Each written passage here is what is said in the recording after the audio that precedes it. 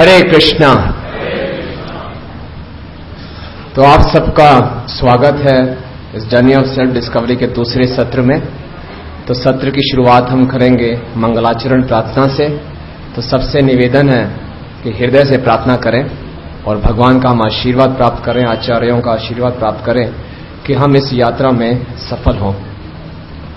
ओम अज्ञानतिमिरान्धस्य ज्ञानञ्जनशलाकया चक्षुरुन्मीलितं येन तस्मै श्रीगुरुवे नमः। श्रीचैतन्यमनोभीष्टं स्थापितं येन भूतले स्वयं रूप कदा मह्यं ददाति स्वपदान्तिकम्।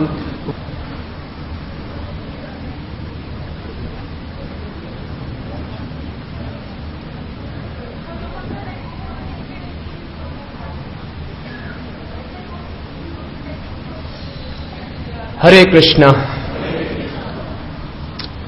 तो जर्नी ऑफ सेल्फ डिस्कवरी के दूसरे सत्र में आप सबका हार्दिक स्वागत है।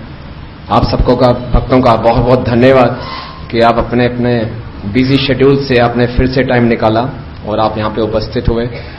और विशेष धन्यवाद करना चाहेंगे उन भक्तों का जो काफी दूर दूर से आ रहे हैं, नोएडा से, साउथ दिल्ली से, ईस्ट दिल्ली से। तो भगवान निश्चित रूप से आपकी इस तपस्या से प्रसन्न होंगे। मेरा आपसे निवेदन है कि जो भक्त लोग आगे आके बैठ सकते हैं तो अच्छा रहेगा। जिनको कोई फिजिकल प्रॉब्लम नहीं है, कोई आगे काफी स्पेस खाली पड़ा है तो आगे आके बैठ जाए, क्योंकि जो भक्त लोग लेट आते हैं वो फिर पीछे ही बैठ जाएंगे, अन्यथा डिस्टर्बेंस होती है कि बीच में आके लोग आगे बैठते हैं। इफ यू डोंट माइंड, सबके सब जितने लोग आगे शिफ्ट हो सकते हैं उतना अच्छा रहेगा ना, ताकि पीछे की सीट्स खाली रहें लेट कमर्स के लिए। तो कल हमने ये यात्रा शुरू की थी किसकी खोज में? आनंद की खोज में।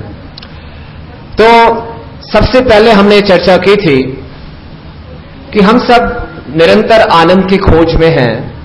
तो इसका यह अर्थ हुआ कि इस समय हमारे पास आनंद नहीं है। फिर हमने चर्चा की थी कि मनुष्य जीवन ही एक ऐसा साधन है, एक ऐसा शरीर है जिसमें हम शाश्वत आनंद प्राप्त कर सकते हैं। अगर हम मनुष्य जीवन में जो विकसित बुद्धि मिली है या उच्च चेतना मिली है उसका उपयोग केवल आहार, निद्रा, भय और मैथुन में करेंगे तो हम अपने इस दुर्लभ मनुष्य जीवन को व्यर्थ ही गंवा देंगे। ये मनुष्य देह भगवान के द्वारा दिया हुआ एक विशेष उपहार है। और दुर्भाग्य की बात यह है कि किसी भी स्कूल या कॉलेज में यह शिक्षा नहीं दी जाती कि मनुष्य जीवन का असली लक्ष्य क्या है। और अज्ञानतावश हम अपनी सारी की सारी शक्तियां, सारा का सारा समय इसी में व्यतीत कर देते हैं कि कैसे हम अपने जीवन का स्तर बढ़ाएं, यानी कि कैसे हम अच्छे ढंग से खा सकें, सो सकें, मैथुन कर सकें। बस ये तो पशु भी करते हैं। और वस्तुतः पशु इन 4 कार्यों में हमसे बहुत ज्यादा एडवांस हैं। हम लोग कितना खा लेते हैं बताइए? बहुत ही लिमिटेड मात्रा में खाते हैं। ज्यादा से ज्यादा जब कुछ कंपटीशन होते हैं तो हरि बोल प्लीज।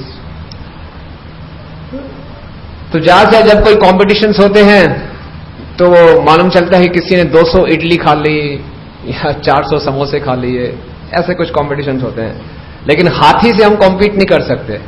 कर सकते हैं क्या? सोने की देख लीजिए, संडे जैसे हॉलीडेज में हम कितने घंटे सो लेंगे? 10, 12, 14, 16 घंटे। लेकिन पोलर बियर कितने दिन सोता है? 6 महीने सो जाता है। मैथुन में आ जाइए, कितना मैथुन कर लेंगे? आपको मालूम है कबूतर 1 घंटे में 12 बारी मैथुन करता है। बंदर पूरे दिन में 300 बार मैथुन करता है। कोई कंपटीशन ही नहीं है। हम लोग बच्चा पैदा करते हैं 1 या 2, कभी कभी 3-4 बच्चे पैदा, कोई रेयर केस। लेकिन पशु जब जन्म देते हैं तो दर्जनों में जन्म देते हैं बच्चे। कोई कॉम्पीट कर सकता है? देखिए बचाव में हमें पशुओं पर निर्भर रहना पड़ता है। आजकल लोग कुत्तों पर निर्भर करते हैं अपने बचाव के लिए। तो इन चारों ही कार्यों में हम पशुओं से बहुत ही पीछे हैं। अगर हम लोगों की चेतना विकसित है, बुद्धि विकसित है और इन चारों कार्यों में हम पशुओं से पीछे हैं, तो इसके पीछे कुछ उद्देश्य होगा। तो इससे साफ मालूम चलता है कि मनुष्य की जो ये मशीन बनाई गई है शरीर की, इसका कुछ अलग ही उद्देश्य है। इसका डिजाइन ही इस ढंग से किया हुआ है कि ये ईटिंग, मीटिंग, स्लीपिंग, डिफेंडिंग में पीछे रहे और कुछ और कार्य करे। जब भी हम कोशिश करते हैं कि इन चार कार्यों में हम आगे बढ़ें, तो हम देखते हैं कि हम फ्रस्ट्रेट हो जाते हैं, क्योंकि ये हमारा उद्देश्य नहीं है। जैसे ये माइक है, माइक का उद्देश्य है कि जो ध्वनि है इसको मैग्नीफाई करे, एम्पलीफाई करके ट्रांसमिट करे। अगर मैं इस माइक्रोफोन का उपयोग एज ए टूथब्रश करूंगा, निश्चित रूप से मुझे फ्रस्ट्रेशन होगी, ये क्या काम कर रहा हूं। इसी ढंग से इस मनुष्य देह का उपयोग अगर मैं जीवन का स्तर बेहतर करने में लगाता रहूंगा, तो निश्चित रूप से मुझे कुंठा होगी। तभी हम सब आनंद में नहीं हैं। तो फिर हमने ये चर्चा की थी कि मनुष्य देह को शाश्वत आनंद तभी मिल सकता है, जीव को शाश्वत आनंद तभी मिल सकता है अगर वो जीवन की मुख्य समस्याएं, क्या समस्याएं थी वो, क्या क्या समस्याएं थी? जन्म, मृत्यु, बुढ़ापा और बीमारी। और तीन क्लेश कौन से थे? कुछ लोगों को याद है, कुछ को याद नहीं है। आदि भौतिक क्लेश यानी कि दूसरे जीवों के द्वारा दिया हुआ, आध्यात्मिक यानी मन शरीर का, आधिदैविक यानी प्रकृति के द्वारा। जब तक इन चार दुखों, तीन क्लेशों को पार नहीं करेंगे, हम असली आनंद प्राप्त नहीं कर सकते। तो कल कुछ लोग मुझसे प्रश्न पूछ रहे थे कि ये बात तो समझ में आ जाती है कि हमारा लक्ष्य है इन चार समस्याओं से समाधान करना, लेकिन हमारे जीवन की जो छोटी छोटी समस्याएं हैं, मेरी पुत्री का विवाह नहीं हो रहा, बिजनेस में नुकसान है, किराएदार तंग कर रहा है, कोर्ट केस चल रहा है, नौकरी नहीं लग रही, इसका क्या होगा? आपको इन समस्याओं से परेशानी होती है कि नहीं होती? होती है ना? तो हम बोले नहीं नहीं ये समस्याएं नहीं है, नहीं है, बिल्कुल समस्याएं नहीं है, बस जन्म मृत्यु जरा व्याधि का समाधान करो, तो ये बात प्रैक्टिकल नहीं लगेगी कि रोजमर्रा की जिंदगी में जो हमें छोटे छोटे दुख आते हैं, समस्याएं आती हैं, इनका भी तो कुछ समाधान बताइए, है ना? बात ठीक है ना? तो भगवान श्री कृष्ण बहुत कृपालु हैं। उन्होंने इन समस्याओं का समाधान भी अर्जुन के माध्यम से हम सबको बताया है, दूसरे अध्याय के 14वें श्लोक में। मातृ स्पर्शस्तु कौन्तेय शीतोषण सुख दुखदा आगाम अपाय न नित्य दांस तितिक्षस्व भारत। बोला हे भरतवंशी अर्जुन, जो ये संसार में सुख और दुख हमें प्राप्त होते हैं, ये अनित्य हैं। अनित्य का अर्थ है टेम्परेरी। ये उसी के समान है जैसे गर्मी और सर्दी का आना, यानी कि सीजनल है। तो गर्मी और सर्दी से जो हमें सुख और दुख प्राप्त होता है, उससे पार करने का क्या तरीका है? हमें जब सर्दी लगती है तो हम कुछ स्वेटर डाल लेते हैं, फिर भी सर्दी नहीं बहुत बढ़ जाती है तो हम क्या करते हैं? चुपचाप सहन कर लेते हैं। गर्मी अब आजकल अधिक चल रही है तो क्या विकल्प है हमारे पास? चुपचाप सहन कर लो। Okay, it's okay. आप सब कंफर्टेबल हैं इसमें? लिख नहीं पाएंगे? Then please switch on one light. ठीक कर दीजिए। तो जैसे कि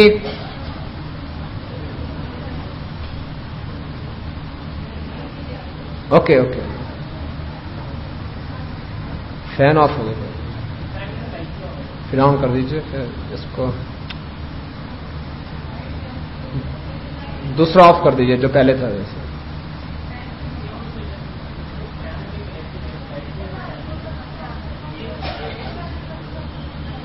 That's okay. Yeah. तो जैसे गर्मियों में हाउसवाइफ को किचन में घुसकर खाना बनाना होता है, गर्मी सहन करनी होती है,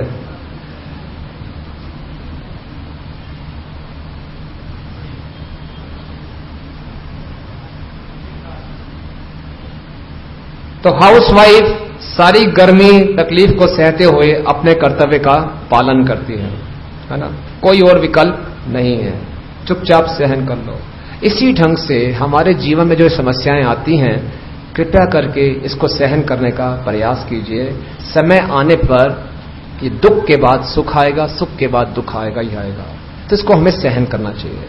लेकिन अज्ञानतावश हम लोग क्या करते हैं, हम लोग इन छोटी छोटी समस्याओं के समाधान में पूरी शक्तियां लगा लेते हैं, और जो मुख्य समस्याएं हैं, मां के गर्भ में कष्ट, मृत्यु के समय 42,000 बिच्छुओं का डंक, बुढ़ापा, बीमारी, इसको सहन कर लेते हैं। करते हैं ना सहन, सह लो, क्या है, पार्ट ऑफ लाइफ, ओहो सह लो, और पूरी शक्ति लगाओ, अच्छी नौकरी मिलनी चाहिए, खूब धन कमाना चाहिए, बेटे का विवाह क्यों नहीं हो रहा, पूरी शक्ति उसमें लगा दी। और इसलिए जो आत्म साक्षात करना चाहिए, भगवान की भक्ति करनी चाहिए, उसके लिए समय नहीं है, क्योंकि पूरी शक्ति हमने लगा दी आहार, निद्रा, भय, मैथुन की समस्याओं के समाधान में। उनको सहन करना है, और जो शक्तियां हैं, जो समय है, वो लगाना चाहिए जीवन की मुख्य समस्याओं का समाधान करने के लिए। तो ये है जीने का असली तरीका। अब प्रश्न ये उठता है, जैसे कल भी हमने चर्चा की थी, कि हमें असली आनंद तो तभी मिलेगा जब हम समस्याओं की जड़ तक जाएंगे। तो यही बुद्धिमानी है। तो ये जो समस्याएं हैं, जन्म, मृत्यु, जरा, व्याधि और आधिदैविक, आध्यात्मिक, आधिभौतिक क्लेश, इसकी जड़ क्या है, क्यों ये समस्याएं हैं? मनुष्य का यही लक्षण है कि वो पूछे कि मैं दुखी क्यों हूं। दुख तो पशुओं को भी होते हैं, लेकिन पशु ये प्रश्न नहीं पूछ सकता कि मैं दुखी क्यों हूं। लेकिन मनुष्य को यह प्रश्न पूछना चाहिए कि मैं दुखी क्यों हूं, इसका क्या समाधान है। तो ये समस्याएं क्यों हैं? हमें से कोई मरना नहीं चाहता, हमें से कोई बूढ़ा होना नहीं चाहता, कोई बीमारी नहीं चाहता, कोई भूकंप नहीं चाहता, कोई क्लेश नहीं चाहता, फिर भी हमारे ऊपर ये थोपे जाते हैं। क्यों? ऐसी क्या गलती की हमने, इसका क्या सुधार करें जिससे हमें इसे परमानेंट सॉल्यूशन मिल जाए? चाहेंगे आप सब ये? तो हमें रूट कॉज मालूम करना पड़ेगा। तो रूट कॉज जानने के लिए एक उदाहरण हम लेंगे जिससे बात स्पष्ट हो जाएगी। Go back. तो देखिए, जैसे हमारे घर में एक लैपटॉप कंप्यूटर है समझ लीजिए, और उस लैपटॉप कंप्यूटर में कुछ फॉल्ट आ गया। तो उस कंप्यूटर को ठीक कराने के लिए आप कहां जाएंगे? किधर ले जाएंगे उस कंप्यूटर को ठीक कराने के लिए? सर्विस सेंटर में, और प्रेफर वही करेंगे जो जिस कंपनी ने कंप्यूटर बनाया उसी के सर्विस सेंटर में ले जाए। ऐसा तो नहीं है कि कंप्यूटर को ठीक कराने के लिए हम किसी कारपेंटर के पास चले जाएंगे, नहीं करेंगे ना। तो उसी ढंग से ये हमारे जीवन की समस्या है, तो हमें जाना चाहिए सृष्टि के ओरिजिनल इक्विपमेंट मैन्युफैक्चरर के पास, है ना। लेकिन सृष्टि की समस्याओं को समाधान करने के लिए हम कभी साइंटिस्ट के पास जा रहे हैं, कभी ज्योतिष के पास जा रहे हैं। तो वही बात होगी कि लैपटॉप कंप्यूटर में समस्या है तो आप कारपेंटर के पास ले जा रहे हो, ठीक कर ही नहीं पाएगा वो, क्योंकि उसको ज्ञान ही नहीं है। तो इस सृष्टि के ओरिजिनल मैन्युफैक्चरर कौन है? कौन है? आपने की है सृष्टि की रचना? किसने की है? भगवान ने। तो प्रश्न यह उठता है, आप सब मान रहे हैं कि सृष्टि की रचना भगवान ने की है और ये हमारी संसार की समस्याएं हैं, तो इसका समाधान निश्चित रूप से भगवान के पास होगा। तो हमें बुद्धिमानी करके चुपचाप भगवान के पास जाना चाहिए और पूछना चाहिए, कृपया करके हमें बताइए कि इसका समाधान क्या है। प्रश्न यह उठता है कि भगवान के पास तो बाद में जाएंगे, पहले हम जानना चाहेंगे क्या वास्तव में भगवान है? Does God really exist? यह प्रश्न बहुत बड़ा हमारे मन में बैठा रहता है। भगवान, हां है तो सी कुछ तो शक्ति है। कई बार लगता है, कई बार लगता है नहीं है। आप में से कितने लोग कहते हैं कि भगवान है? पूरे उत्साह से हाथ खड़ा कीजिए, ऐसे 50-50 केस नहीं चलेगा। Oh my God, 100%। ये तो बहुत अच्छी बात है। हमारे आज का टॉपिक ही यही था और आप सब मान रहे हैं, तो बहुत बहुत धन्यवाद। आज का सेशन यहीं समाप्त करते हैं। नीचे प्रसादम की व्यवस्था है। मान के बाद अब क्या है इसमें? एक बार क्या हुआ, एक गांव में बहुत बड़ा पंडाल कार्यक्रम का आयोजन किया गया।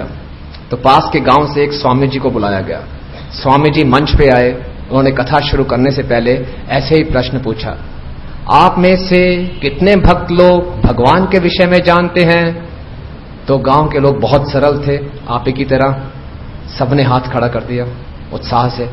तो स्वामी जी ने बोला, अगर आप सब पहले से ही भगवान के विषय में जानते हैं तो मेरा क्या लाभ, मैं चला। तो मंच छोड़ के नीचे चले गए। तो ये आयोजक थे, उनको बड़ा टेंशन हो गया, ये क्या हुआ, जबरदस्ती पकड़ के लाए उनको, और फिर सबने बता दिया भक्तों को, इस बार खबरदार हाथ खड़ा किया। स्वामी जी फिर आए, आप में से कितने लोग भगवान के विषय में जानते हैं? सब चुपचाप बैठे रहे, नहीं जानते। बोले, अगर आप भगवान के विषय में कुछ नहीं जानते तो मेरे बोलने का लाभ क्या, मैं चला। तो स्वामी जी फिर नीचे उतर गए। तो अब आयोजकों ने मीटिंग की, क्या किया जाए, इतना प्रबंध किया है तो कुछ करना चाहिए। उन्होंने बोला, ऐसा करेंगे 50% हाथ खड़े करना, 50% मत करना। फिर से खींच के लाए स्वामी जी को, प्लीज बोलिए कुछ। स्वामी जी ने फिर प्रश्न दोहराया, इस बार एस पर प्लानिंग, आधों ने हाथ खड़ा किया, आधों ने नहीं किया। नहीं, स्वामी जी तो स्वामी जी हैं। बोले, बहुत अच्छा, तो जो लोग भगवान के विषय में जानते हैं वो उनको बता दे जो भगवान के विषय में नहीं जानते, मैं चला। तो स्वामी जी ने इस ढंग से बात कर रहे थे। तो इससे क्या सीखने को मिलता है कि यही हम लोगों की स्थिति है। भगवान है, हाँ है, नहीं है, नहीं है। जब हमारे साथ कुछ अच्छा हो जाए, हमारा बिजनेस चल जाए, हाँ, अच्छी जगह किसी हमारे संतान की शादी हो जाए, उसकी अच्छी नौकरी लग जाए, तो हम मंदिर में आते हैं मिठाई लेके, कहते हैं भगवान की विशेष कृपा है, ठाकुर जी प्रसन्न हो गए, बहुत खुश रहते हैं। और कुछ हादसा हो जाए हमारे साथ, एक्सीडेंट हो जाए, किसी प्रिय की मृत्यु हो जाए, बिजनेस में कोई लॉस हो जाए, कोई हमें धोखा दे दे, कोई हमारे साथ बुरा करे, हमने कुछ नहीं किया लेकिन लोग हमारे साथ बुरा कर रहे हैं, तो बोलते कहां है भगवान, क्या है, कुछ नहीं है। और हम लोग सिनेमाओं में देखते हैं कि हीरो बहुत गुस्से में जाके भगवान के मंदिर में जा रहा है, उसको गालियां निकाल रहा है, उसको चेतावनी दे रहा है, तो दर्शकगण तालियां बजाते हैं, ठाक ठाक ठाक। उनको लगता है हम भी ऐसा करेंगे। एक अंदर की जो कुंठा है वो बाहर निकलती है कि हम भी ऐसा सोचते हैं कि भगवान नहीं है, सब अन्याय हो रहा है हमारे साथ। तो हम लोग भी ऐसे पेंडुलम की तरह हिलते रहते हैं, भगवान है नहीं है नहीं है। तो इसका मतलब हमारा विश्वास बहुत ही कच्चा है। अगर हम विश्व में सब लोगों का सर्वे करें तो 99.9% लोग यही कहेंगे कि भगवान है, लेकिन सबका विश्वास ऐसे पेंडुलम की तरह। क्योंकि अगर वास्तव में हम ये मानते हैं कि भगवान हैं, तो बुरा मत मानिए, हम सबका जीवन इस तरह का नहीं होता, हम सबका कुछ बदला हुआ ही जीवन होता, फिर हम सब पूर्ण रूप से आनंद में होते, फिर पूरे विश्व में इतना अपराध नहीं हो रहा होता, इतने क्राइम्स नहीं हो रहे होते, लोग एक दूसरे को तंग नहीं कर रहे होते, सब जगह प्रेम ही प्रेम होता। अगर वास्तव में हम जान जाएं कि भगवान हैं जो सब कुछ देख रहे हैं, हम पाप करते हुए डरेंगे। लेकिन आजकल लोगों को भगवान से प्रेम तो दूर की बात है, भगवान से भय भी नहीं है। People are not even God fearing, what to talk of loving God. America की करेंसी डॉलर है, उसमें लिखा है इन गॉड वी ट्रस्ट। लेकिन हम उनका संस्कृति देख सकते हैं, किस तरह की संस्कृति है। मैक्सिमम क्राइम रेट अमेरिका में, रेप्स, मर्डर्स, फ्रस्ट्रेशन, डाइवोर्सेस मैक्सिमम। क्या ये नतीजा होता है भगवान में ट्रस्ट करने का? वास्तव में वो लिखते तो हैं इन गॉड वी ट्रस्ट, और प्रैक्टिस क्या करते हैं, इन डॉग वी ट्रस्ट। कुत्ते पे ज्यादा विश्वास करते हैं भगवान की बजाय, और हम लोग भी उनकी नकल मार रहे हैं आजकल। आजकल घरों में कुत्ता अवश्य मिलेगा लेकिन मंदिर नहीं होगा, क्योंकि उस पर ज्यादा विश्वास है कि ये हमारी सुरक्षा कर लेगा। तो ये किस तरह का विश्वास है? तो ऐसा क्यों नहीं हमें भगवान पे पूर्ण रूप से विश्वास? आप बता सकते हैं क्यों ऐसा? ये मैंने गलत तो नहीं कहा कुछ? तो बताइए क्यों हमें पूरा विश्वास नहीं है?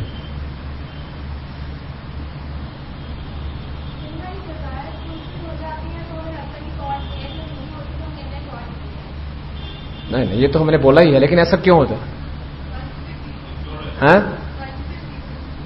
Scientific reasons. किसने और कहा? इग्नोरेंस। सही बात है। हमारा भगवान के विषय में कोई ज्ञान पक्का नहीं है, और ना ही हमने ये जरूरत समझी है कि भगवान के विषय में कुछ अलग से समय निकाल के ज्ञान प्राप्त किया जाए। क्या जरूरत है?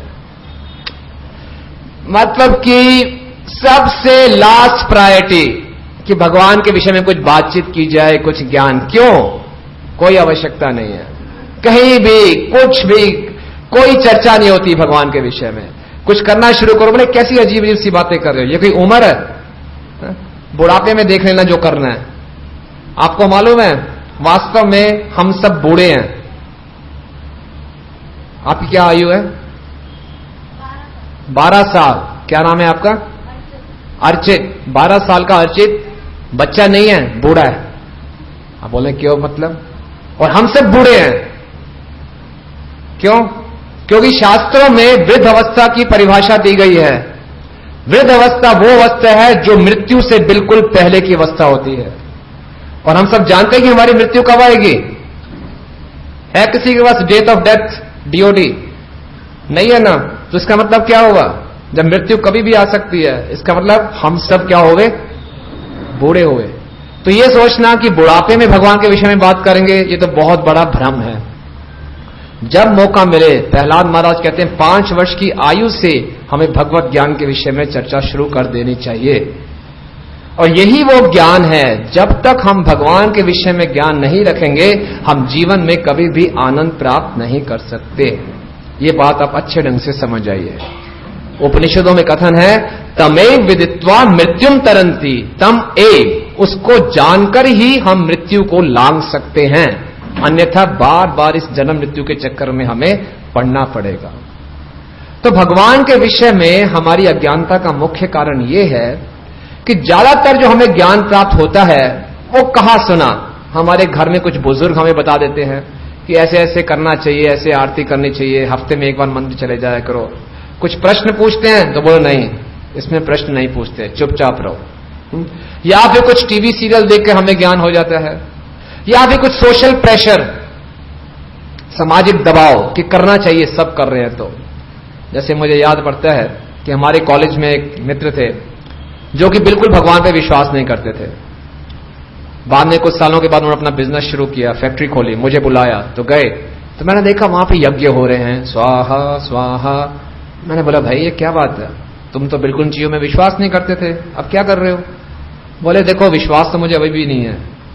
मैंने सोचा लाखों की मैंने फैक्ट्री खोली है तो पता नहीं कुछ 1000 रुपए लगा देते हैं, अगर भगवान बाई चांस हुए तो कोई नुकसान नहीं होगा, 1000 रुपए की बात है लगा दो।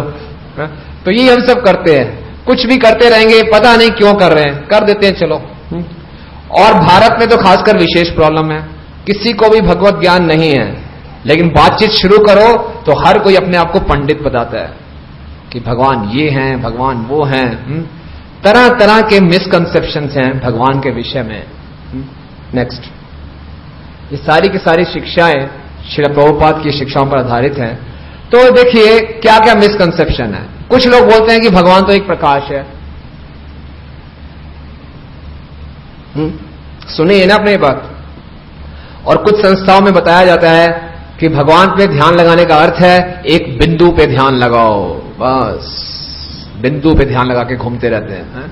कुछ बोलते हैं कि जितने भी भगवान हैं, भारत में तो बहुत भगवान है, सबके सब एक ही है, जहां पे जिसकी श्रद्धा है उसी की भक्ति करो, कोई जबरदस्ती की बात नहीं है। और ऐसे गुरु भी मिल जाते हैं हमें जो जिनको दीक्षा देनी होती है, वो एक कमरे में ले जाते हैं, तरह तरह के मंत्र लिखे हुए हैं, बोले कोई भी चुन लो जो आपके इष्ट हो, जिसमें आपकी श्रद्धा है वही आपके लिए भगवान है ना। कोई बोलते हैं कि कोई भगवान नहीं है, केवल मेरे गुरु ही भगवान है। सुने आपने ये सब बातें? कोई बोलते हैं कि भगवान शून्य है, कोई बोलते हैं हम सब भगवान हैं। वाह, ये तो बहुत ही अच्छा है। आप भगवान को खोज रहे हैं, क्या बात कर रहे हो, आप खुद भगवान हो। अच्छा, वेरी नाइस, मैं भगवान हूं और क्या चाहिए। कोई बोलते हैं love is God, there is no God, God is dead. पहले भगवान ने सृष्टि की रचना की, फिर संभाल ही नहीं पाए तो क्या हो गए, सृष्टि को रखा और भगवान मर गए। शैतान भगवान से ऊपर हावी हो गया। कुछ बोलते हैं कस्टमर इज गॉड। बहुत है, दक्षिण भारत में लोग सिनेमा एक्ट्रेसेस को बोलते हैं भगवान, है ना, उनके मंदिर बनाए होते हैं, और वही सिनेमा एक्ट्रेस बाद में सुसाइड कर लेती है, तो भगवान सुसाइड भी करते हैं। तो तरह तरह की भ्रांतियां हैं भगवान के विषय में, और भारत में तो खासकर लोग चुप नहीं होते भगवान के विषय में बोलने से। अगर प्रभु जी मैं आपसे पूछूं, क्या नाम है आपका? प्रवीण जी, कृपया करके मुझे कुछ मेडुला ऑब्लांगेटा के बारे में बताइए। अरे क्या, क्षमा करें मैं जानता नहीं, है ना, यही कहना चाह रहे हैं, है ना। तो मेडुला ऑब्लांगेटा क्या होता है? आप में से कुछ वक्त जानते हो कि हाँ जी, ये हमारे अध्यापक हैं। हाँ, ब्रेन में, ठीक है, धन्यवाद। तो ये ब्रेन का एक पार्ट है, नर्वस सिस्टम का एक पार्ट है। तो जिन भक्तों ने बायोलॉजी कुछ पढ़ी है वो जानते हैं, जिन्होंने नहीं पढ़ी वो बोलेंगे क्षमा करें हमें नहीं मालूम। लेकिन भगवान के विषय में बात करनी हो तो कोई ये नहीं बोलेगा कि मुझे कुछ नहीं मालूम। हर कोई अपना अपना ओपिनियन देगा कि भगवान ये है, भगवान वो है, भगवान ऐसे हैं, भगवान वैसे हैं। बस कोई ये मानने को तैयार नहीं है कि मुझे भगवान के विषय में नहीं मालूम, क्योंकि वो सोचते हैं कि भगवान के विषय में जो ज्ञान है ये भावुकता है, ये काल्पनिक है कुछ लोग ऐसा बोलते हैं कि भगवान की बातें इसलिए की जाती हैं कि ताकि हम कुछ बुरा काम ना करें, हमको डराने के लिए, किस मोरल प्रिंसिपल्स को फॉलो करते रहें ताकि सब कुछ ठीक चले। सुनिए आपने ऐसी बातें कि कुछ ठीक गलत काम ना करें इसलिए भगवान को कुछ कल्पना की गई है, और जैसे जिसका मत है वही उसको फॉलो करे। वास्तव में भगवत ज्ञान एक विशेष विज्ञान है, it's a very specific science. ये भावुकता की बात नहीं है, विशेष ज्ञान विज्ञान है ये, और इसको हमें विज्ञान के तरीके से ही समझना होगा। और जब तक हम इसको नहीं समझेंगे हमारा जीवन व्यर्थ है। हम ना तो इस जीवन में सुखी रहेंगे, ना ही अगले आने वाले जीवनों में हम सुखी रहेंगे। इसलिए परम आवश्यक, टॉप मोस्ट अर्जेंसी है कि हम भगवान के विषय में ज्ञान प्राप्त करें। इट कैनॉट वेट, क्योंकि भगवान का और जीव का बहुत ही घनिष्ठ संबंध है। आप में से कुछ लोग हो सकते हैं ऐसा सोच रहे हो कि ठीक है, जो भी हैं भगवान हैं, कहीं भी हो, मैं भी हूं, भगवान भी हैं, लेकिन मेरा और भगवान का आपस में संबंध क्या है? कोई संबंध नहीं है। मुझे तो कोई आवश्यकता महसूस नहीं होती अपनी रोज की जिंदगी में कि मैं भगवान को याद करूं। कभी कुछ संकट आएगा तो मंदिर में चले जाएंगे मांगने के लिए, उसके अलावा क्या जरूरत है भगवान के? होने तो जहां पे है, क्या जरूरत है ना। ये अज्ञानता इसलिए है, हम जानते नहीं कि भगवान का हमारे जीवन में क्या महत्व है, क्योंकि हम ये नहीं जानते कि भगवान और हमारा क्या संबंध है। प्रत्येक जीव का भगवान के साथ बहुत ही घनिष्ठ, इंटीमेट संबंध है, बहुत घनिष्ठ। इसका प्रमाण यह है कि जब भी हमारे पे संकट आता है तो हम किसको याद करते हैं? क्या हम किसी फिल्म स्टार को याद करते हैं, क्रिकेट स्टार को याद करते हैं, टीवी पर्सनैलिटी को याद करते हैं, किसी राजनेता को याद करते हैं? नहीं, सब कुछ भूल जाते हैं। किसकी शरण में जाते हैं? बड़े से बड़ा नास्तिक भी अपना सिर झुका लेता है। इसका मतलब यह हुआ कि भगवान के साथ हमारा बहुत गहरा संबंध है। कहा जाता है a friend in need is a friend indeed. तो हमारे सबसे प्रिय मित्र हैं। लेकिन दुर्भाग्य की बात यह है, हम लोग जो हमारे निकट के संबंधी हैं उनको तो बहुत महत्व देते हैं कि ये हमसे क्या इच्छा रखते हैं, इनको कोई बात हमारी बुरी ना लगे। लेकिन भगवान हमसे क्या इच्छा रखते हैं? भगवान को मेरी कौन कौन सी बातें बुरी लग रही होंगी, इसके बारे में कोई सोचता भी नहीं है, कोई नहीं सोचता। जब किसी युवती का युवक से विवाह होना होता है तो घर वाले और सब मिलकर बहुत छानबीन करते हैं कि वर ठीक होना चाहिए, क्योंकि पूरे जीवन का सवाल है। इन दोनों ने अपने कुछ साल इकट्ठे बिताने हैं, 20, 30, 40, 50 साल इकट्ठे बिताएंगे, पूरी लाइफ का सवाल है, तो बहुत ध्यान पूर्वक चलते हैं। लेकिन ये तो केवल एक जीवन का संबंध है। भगवान के साथ तो हमारा सनातन संबंध है, चाहे हम किसी भी योनि में चले जाएं, पशु की योनि में क्यों ना चले जाएं, कीड़े मकोड़े की योनि में क्यों ना चले जाएं, तब भी हमारा संबंध टूटेगा नहीं। लेकिन यहां के जो संबंध हैं, अगर आज वो कोई मेरे माता पिता हैं या कोई मेरी पत्नी या पति है, अगले जीवन में अगर मैं कुत्ता बन जाता हूं, तब वो थोड़ी मेरी केयर करेंगे, ऐसे डंडा मार के भगा देंगे। तो क्या संबंध है ये? लेकिन भगवान का संबंध सनातन रहेगा। तो कितनी बड़ी मूर्खता है कि जिसके साथ हमारा असली संबंध है, सनातन संबंध है, उसके विषय में हमें कोई ज्ञान नहीं है और ना ही हम जानने का प्रयास कर रहे हैं। इसीलिए परम आवश्यक है कि हम इस साइंस को समझें। तो आज यही प्रयास किया जाएगा। तो आज हम आपको कुछ एविडेंस देंगे साइंटिफिक तरीके से। कल ही मुझे कोई प्रश्न पूछ रहे थे कि किसने देखा ये सब कि मृत्यु के बाद ऐसा होगा, हम भगवान के पास चले जाएंगे, है भी नहीं भी, ये तो अपने अपने विश्वास की बात है। नहीं नहीं नहीं, ये विश्वास की बात नहीं है, ये पक्का विज्ञान है, ये साइंस की बात है, ये तथ्य है, फैक्ट है। चाहे आप विश्वास करें या ना करें, तथ्य बदलने वाला नहीं है। चाहे आपको भगवान पे विश्वास है या नहीं, भगवान तो रहेंगे और उनके नियमों के अनुसार ये सृष्टि चलती रहेगी। तो लाभ इसी में है हमारा कि हम इस ज्ञान को समझने का प्रयास करें। तो ये हमारे सामने बहुत ही प्रसिद्ध चित्र है। इसका क्या नाम है? इसके पेंटर कौन है? Fast please, next, go fast. ये भी एक चित्र है, इसके भी कोई पेंटर है। ये भी एक चित्र है, इसके भी कोई पेंटर है। ये पीछे जाइए, ये एक चित्र है, इसके कौन पेंटर हैं? कौन है इसके पेंटर? कुछ डाउट? कौन है इसके पेंटर? जरा जोर से बोलिए, उत्साह से। गॉड, धन्यवाद। श्रील प्रभुपाद कहा करते थे कि बुद्धिमान व्यक्ति के लिए केवल एक फूल देखना ही बहुत है। अगर हम इस फूल को देखेंगे तो कितने सुंदर सुंदर इसमें रंग हैं, कितनी सुंदर इसकी महक है। कहां से ये महक आई? कहां से ये रंग आए? किसने किया ये सब? एक फूल को देखते ही हमें भगवान की याद आनी चाहिए। श्रील प्रभुपाद तभी कहते थे, give God the Nobel prize. वो है असली वैज्ञानिक। क्या सुंदर सुंदर फूल बनाए हैं।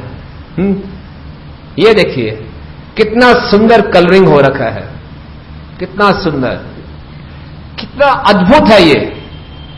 कौन करेगा ये बताइए? कैसे ये संभव है? इतनी सुंदर आंख का रंग, इतना सुंदर इसका बीट का रंग, कितना सुंदर ये मल्टी कलरिंग है। किसने किया ये? आपने, हमने तो किया नहीं। तो कौन कर रहा है इसको? भगवान।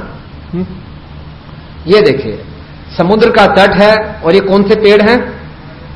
नारियल के। और यहां पे क्या होगा? नारियल। कितनी ऊंचाई होगी इसकी? 70-80 फीट। यहां पे क्या है? नारियल। और उसके अंदर क्या है? पानी। अरे 70-80 फीट पानी ऊपर कैसे चला गया? कौन सी मोटर, कौन सा पंप लगा है बताइए? कमाल है। और इस पानी की पैकिंग देखिए, कितना बढ़िया पैकिंग है। आजकल आर्टिफिशियल पैकिंग्स हो रही है, टेट्रा पैक्स वगैरह हो रहे हैं, प्रिजर्व कर दिया जाता है, कंज्यूम विद इन 48 आवर्स, और पता नहीं क्या क्या लिखा हुआ है। तो ये पैकिंग किसने किया? किसी ढंग से ये पंपिंग हुआ, किसी को नहीं मालूम। वैज्ञानिक लोग बोलते रहेंगे कैपिलरी एक्शन, ये एक्शन, फालतू में।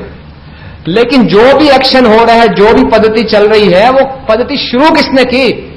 रूट कॉज क्या है? कौन है? भगवान। Next. So who is artist? God. Space technology. आजकल बड़ा गर्व है भारत को कि हमने भी अंतरिक्ष में कुछ छोड़ा है। और उसके लिए फर्स्ट तरह तरह के कंट्रोल रूम्स में लगातार मॉनिटरिंग हो रही है। हर एक क्षण तरह तरह के फैक्टर्स की मॉनिटरिंग हो रही है। कंप्यूटर्स, सुपर कंप्यूटर्स लगे हुए हैं। लेकिन नेक्स्ट, हमने ये नहीं सोचा कि ये पृथ्वी, वन मोर प्लीज, ये जो पृथ्वी है ये भ्रमण कर रही है अपने ही ऑर्बिट में। तो किसने इसको फेंका? कैसे? किसने इसको संभाल के रखा हुआ है? वैज्ञानिक लोग कहेंगे ग्रेविटेशनल फोर्स। ठीक है, तो what is the cause of that gravitational force? वो गुरुत्वाकर्षण कहां से आया? ये मत पूछो, ये नहीं पूछना। ये देखिए, ये पृथ्वी, इसका भार है 6 × 10⁻21 मेट्रिक टन। सो पता नहीं कितना, लाखों लाखों लाखों किलोग्राम। ये है पृथ्वी का भार, और ये किस स्पीड से चल रही है? 1,06,000 किलोमीटर प्रति घंटा। आजकल हम सबको क्रिकेट देखने का बहुत शौक है तो फास्टेस्ट बॉलर की क्या स्पीड है आजकल? 200 किलोमीटर प्रति घंटा है। 160, 170, 200 लगा लो, 500 लगा लो तो 200 किलोमीटर पर आवर के हिसाब से बहुत मेहनत करके दौड़ के आता है और फेंकता है ना? और वो गेंद कितनी दूर जाके गिरती है? 18-20 यार्ड के बाद, और पसीने पसीने हो जाता है व्यक्ति, है कुछ समय करके थक जाएगा। लेकिन ये गेंद जो इतनी भारी है, क्रिकेट की गेंद का भार कितना होता है? 300 ग्राम, 400 ग्राम मैक्सिमम। तो ये गेंद इतनी भारी है और किस स्पीड से फेंकी जा रही है? 1,06,000 किलोमीटर प्रति घंटा। और ये इस ढंग से फेंकी जा रही है, कभी गिरेगी नहीं, घूमती जा रही है, घूमती जा रही है, घूमती जा रही है, घूमती जा रही है। तो कहां से ये संभव है? कौन ये सब कर रहा है? कौन कर रहा है? भगवान। देखिए, सब कुछ, हर प्लैनेट, हर नक्षत्र अपने सुचारू ढंग से चल रहा है। सूर्य अपने समय पे उदय होता है, समय पे अस्त होता है, सब कुछ बहुत सुचारू ढंग से चल रहा है। Next please. तो कौन है सब परम नियंता? वो है भगवान। आजकल गर्व है लोगों को रोबोट्स पे, आर्टिफिशियल इंटेलिजेंस, ये बहुत ही आगे बढ़ने वाले क्षेत्र है। तो आर्टिफिशियल इंटेलिजेंस पे साइंटिस्ट लोग बोलते हैं कि हमने बहुत तरक्की कर ली, लेकिन जिन वैज्ञानिकों ने ये आर्टिफिशियल इंटेलिजेंस क्रिएट की है, उनकी रियल इंटेलिजेंस कहां से आई? रोबोट्स बनाने के लिए भी कोई बुद्धि चाहिए ना, तो वो बुद्धि कहां से आई? वो भी भगवान ने दी है। आपको दिखाएंगे कि जो सबसे ज्यादा सोफिस्टिकेटेड कंप्यूटर है वो है ह्यूमन ब्रेन। ह्यूमन ब्रेन के अंदर इतने न्यूरॉन सेल्स होते हैं, बैक कितने लाखों लाखों न्यूरॉन सेल्स कैसे आए, किसने ये डाला? ये तो कुछ भी नहीं है। वस्तुतः ये टॉपिक बहुत ही विशाल टॉपिक है। शरीर में अगर हम एक सेल ले लें और एक सेल को हम माइक्रोस्कोप में देखें, तो उस एक सेल में इतनी कॉम्प्लेक्स केमिकल रिएक्शंस चल रही होती हैं जो कि एक मल्टी प्रोसेस इंडस्ट्री में भी नहीं होती, एक सेल के अंदर। और ऐसे लाखों सेल्स हैं हमारे शरीर में। पूरे शरीर की आप मशीनरी देखिए, कितनी कॉम्प्लिकेटेड मशीनरी है। किसने ये सब कुछ किया? कैसे? आप देखिए, हम खाना खाते हैं, कैसे खाना पचता है, और जो वेस्ट प्रोडक्ट होते हैं वो अलग चले जाते हैं, फिर शरीर में ऐसे निकास द्वार दिए गए हैं जिससे वेस्ट प्रोडक्ट निकले। Who is doing all this? कैसे ये संभव है? डॉक्टर लोग तो बेचारे परेशान हो गए समझने का प्रयास कर करके कि ये कैसे मशीन चल रही है। सब हिट एंड ट्रायल, अपने अपने अनुमान लगा रहे हैं, किसी को भी पूरा ज्ञान नहीं है। भगवान ने सबकी सुंदर रचना की है। नेक्स्ट, अब हम कुछ देखते हैं कैसे अलग अलग चेहरे हैं। कुछ लोग बहुत धनवान परिवार में होते हैं, कुछ गरीब, कुछ काले, कुछ गोरे, कुछ बहुत सुंदर, कुछ कुरूप। अलग अलग अलग अलग सबके चेहरे हैं, अलग अलग सबके शरीर का स्ट्रक्चर है। तो कौन ये डिसाइड कर रहा है कि किसी को अमेरिका में जन्म मिलना है, किसी को भारत में, किसी को महल में, किसी को झोंपड़ी में, कोई सुंदर, कोई कुरूप, कोई बचपन से ही अपंग होता है? कैसे? कौन ये सब निर्णय ले रहा है और किस आधार पर ये निर्णय ले रहा है? हम लोग अपना जॉब चुन सकते हैं, पति पत्नी को चुन सकते हैं, गाड़ी चुन सकते हैं, घर चुन सकते हैं, और बहुत सी चीजें। लेकिन ऐसी बहुत सी चीजें जिसको हम बिल्कुल नहीं चुन सकते। क्या हम अपने माता पिता का चुनाव कर सकते हैं? हम बोले, पिताजी आप मुझे पसंद नहीं है, काश बिल गेट्स मेरे पिता होते, रोज नई गाड़ी मिलती। नहीं। या फिर जितना मर्जी हम प्रयास कर लें, हम अपनी सुंदरता को नहीं बदल सकते, हम अपने नैन नकश नहीं बदल सकते, हमारी बुद्धि जितनी दी गई है उतनी ही रहेगी। कुछ एक्सरसाइज वगैरह करके हम थोड़ा सा बढ़ाव चढ़ाव कर सकते हैं, लेकिन बेसिक वही रहेगा। तो कौन ये सब चुनता है और किस आधार पर? कुछ लोग बोलते हैं कि ये सब चांस की बात है। हमारी कुछ लोगों से बात होती है, हम कॉलेजेस में जाते हैं, बोलते हैं इसमें इतना सोचने की क्या बात है, ये चांस की बात है कि कोई सुंदर है, कोई कुरूप है, कोई अमीर है, कोई गरीब है, it's a matter of chance. अगर ऐसा हम बोलते हैं कि सब चांस की बात है तो ये बहुत ही अवैज्ञानिक, हाईली अनसाइंटिफिक है। चांस कैसे है? कुछ भी इस संसार में चांस से नहीं होता। Everything is by design. इसके पीछे बहुत बड़ा कारण होता है कि क्यों ऐसा हो रहा है। छोटी सी छोटे घटना के पीछे भी एक विशेष कारण होता है। Next please. हम सब देख सकते हैं कि चाहे माइक्रो वर्ल्ड हो, परमाणु के अंदर का विश्व हो या बाहर का विश्व हो, हर चीज एक नियम के अनुसार चल रही है। यानी कि नियम के अनुसार है। अगर नियम है तो नियम बनाने वाला भी कोई होगा, है ना? मानते हैं आप इस बात को कि अगर नियम के अनुसार कोई चीज चल रही है तो नियमों को बनाने वाला भी कोई होगा, और वो कौन है? भगवान। तो वेदांत सूत्र में बताया गया है कि भगवान की परिभाषा है जन्मादि अस्य यतः, यानी कि वो ही सब कारणों के कारण हैं। जन्मादि अस्य यतः, सब चीजें भगवान से उत्पन्न हुई हैं। जब हम किसी को यह परिभाषा देते हैं कि सब भगवान ही सब कारणों के कारण हैं, तो कुछ बहुत ही तर्कवादी लोग जो होते हैं, साइंटिफिक माइंडेड लोग होते हैं, वो बोलते हैं चलो आपकी बात मान ली कि भगवान ही सब कारणों के कारण हैं, लेकिन हमारा एक प्रश्न है कि भगवान के कारण क्या है?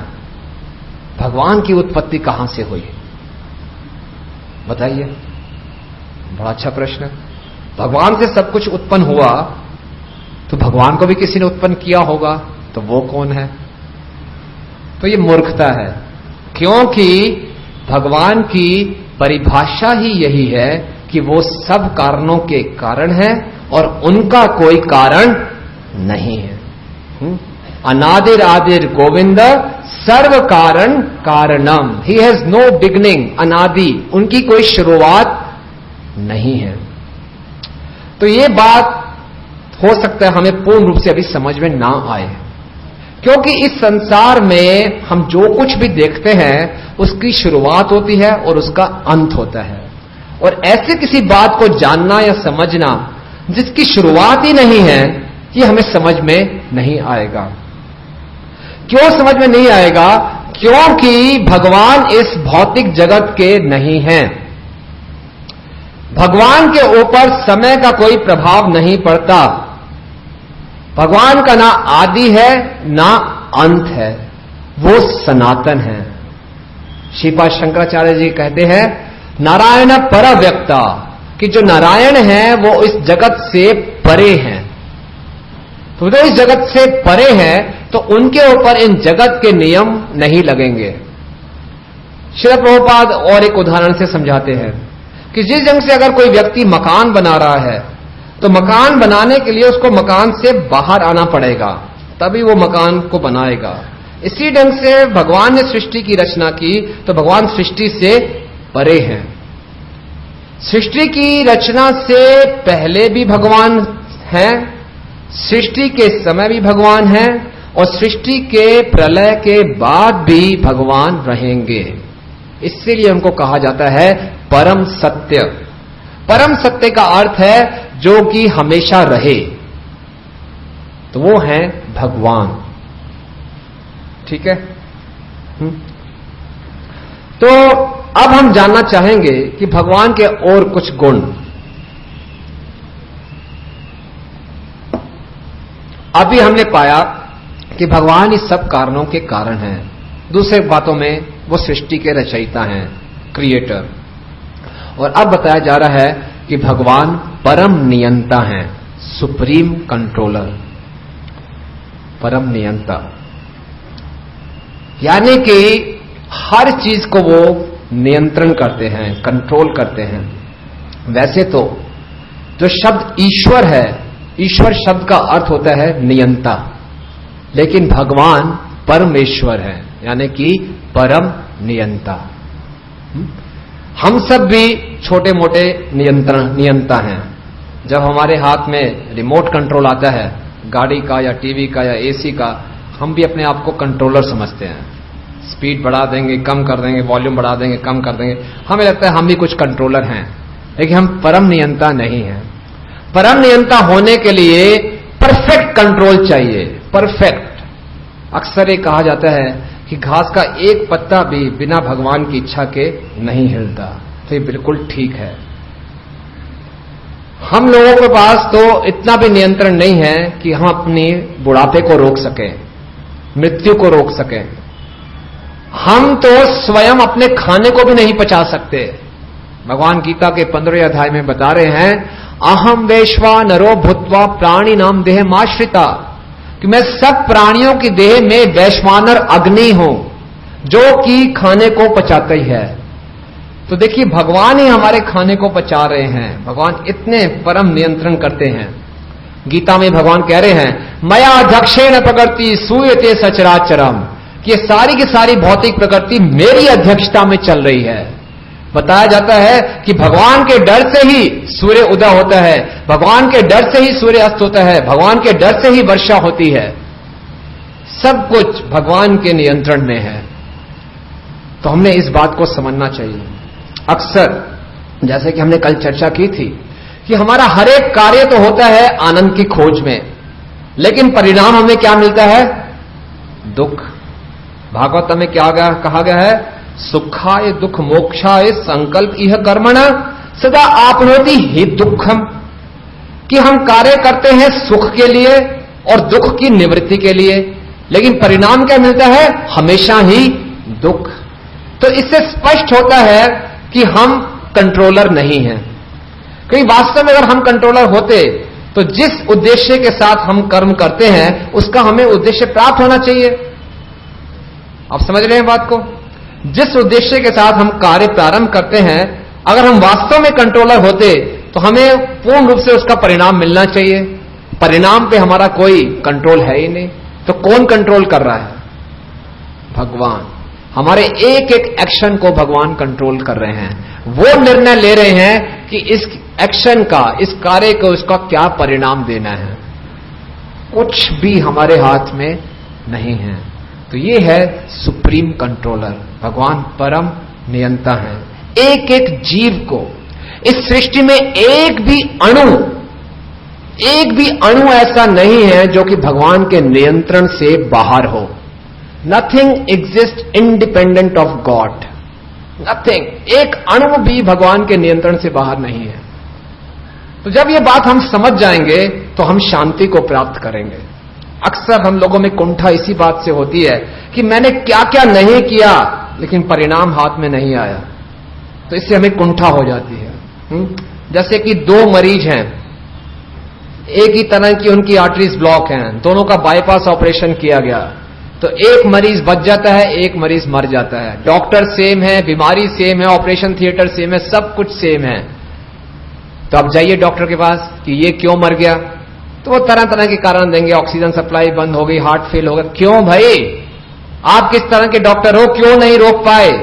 और उसको तो आपने रोक लिया, उसके लिए आप क्रेडिट ले रहे हो कि मैंने ऑपरेशन सक्सेसफुल कर दिया, इसके लिए कौन लेगा? बोले अब क्या कर सकते हैं? क्यों नहीं कर सकते? क्योंकि भगवान परम नियंत्रण है। इसलिए हमारे जीवन में जो हमारी इच्छाओं के अनुसार कार्य नहीं होते तो हमें कुंठित नहीं होना चाहिए। समझना चाहिए कि हम कंट्रोलर नहीं हैं। असली कंट्रोलर कौन है? भगवान। देखिए, भगवत ज्ञान की अभी हमने शुरुआत ही की है। श्रील प्रभुपाद कहते थे कि इस ज्ञान की शुरुआत मात्र से ही हमें आनंद आना शुरू हो जाएगा, और जब पूर्ण रूप से इसको जान जाएंगे तो फिर ब्रह्म सौख्यम तु अनंतम, तो हमें अनंत सुख मिलेगा। दूसरा भगवान की परिभाषा है, next please, supreme proprietor. Supreme proprietor वो ही असली मालिक हैं। आजकल कोर्ट में जाएंगे आप तो सिविल केसेस में मैक्सिमम जो केसेस होते हैं वो परिवार के सदस्यों के बीच में होते हैं। दो भाई आपस में लड़ते रहते हैं, ये मेरे जमीन का टुकड़ा है, ये मेरे जमीन का टुकड़ा है। पीछे एक खबर आई थी टाइम्स ऑफ इंडिया में कि बॉम्बे में एक 90 साल की बूढ़ी महिला ने अपने 60 साल के बेटे का मर्डर करा दिया प्रॉपर्टी डिस्प्यूट में। क्योंकि वो बूढ़ी महिला 90 साल की ये सोच रही थी कि संपत्ति मेरी है। अरे किसी की संपत्ति नहीं है ये। दो भाई आपस में लड़ते रहेंगे, लड़ते रहेंगे, लड़ते रहेंगे, दोनों के दोनों मृत्यु को प्राप्त हो जाएंगे और जमीन का टुकड़ा वहीं का वहीं रह जाएगा। अगली जनरेशन लड़ेगी, वो भी लड़ते लड़ते खत्म हो जाएगी, जमीन का टुकड़ा वहीं का वहीं रहेगा, क्योंकि ये आपका है ही नहीं, ये तो भगवान का है। भगवान गीता में स्पष्ट कह रहे हैं, भोक्ताराम यज्ञ तपसाम सर्वलोक महेश्वरम, ये पृथ्वी क्या जितने भी लोग हैं उन सबका मैं ही मालिक हूं। तो इस बात को समझ जाना चाहिए। एक प्रॉपर्टी डीलर हमें बता रहे थे कि कुछ भी कर लो, एक प्रॉपर्टी एक व्यक्ति के पास ज्यादा से ज्यादा 200 साल तक रहती है, बस उसके बाद ये प्रॉपर्टी किसी और के पास चली जाती है। नहीं है हमारी प्रॉपर्टी। आई पीछे दिल्ली में मेट्रो का प्रोजेक्ट लगाया गया, बड़े बड़े दुकानदारों को बोला गया खाली करो, बोले हमारे पास कागज हैं, कागज हमें दे दो, सरकार ने बोला हमें दे दो, आपको कहीं और जमीन देंगे। फैक्ट्रियां खाली करवा रहे हैं, दिल्ली से बाहर जाओ, गांवों में जाओ, फैक्ट्री खोलो। तो क्या है हमारी प्रॉपर्टी? कुछ भी नहीं है। तो इसको लेकर हम क्लेश में पड़े रहे कि मेरी जमीन कोई ले गया, हमारा कुछ है ही नहीं, सब कुछ भगवान का है। ईशोपनिषद में श्लोक आता है, ईशावास्य इदम सर्वम यत्किंचा जगताम जगत तेन त्यक्त्वा भुंजिता मां गिदा कस्य सिद्धवनम, कि सब कुछ चर अचर भगवान का है और भगवान हमारे पे कृपा करके हमारे भोग के लिए हमें कुछ दे देते हैं। ये जमीन का टुकड़ा भारत कहलाएगा, ये जमीन का टुकड़ा अमेरिका कहलाएगा, भोग लो कुछ साल के लिए, बस कुछ सालों के लिए, उसके बाद कोई और इसका स्वामित्व बदल जाएगा।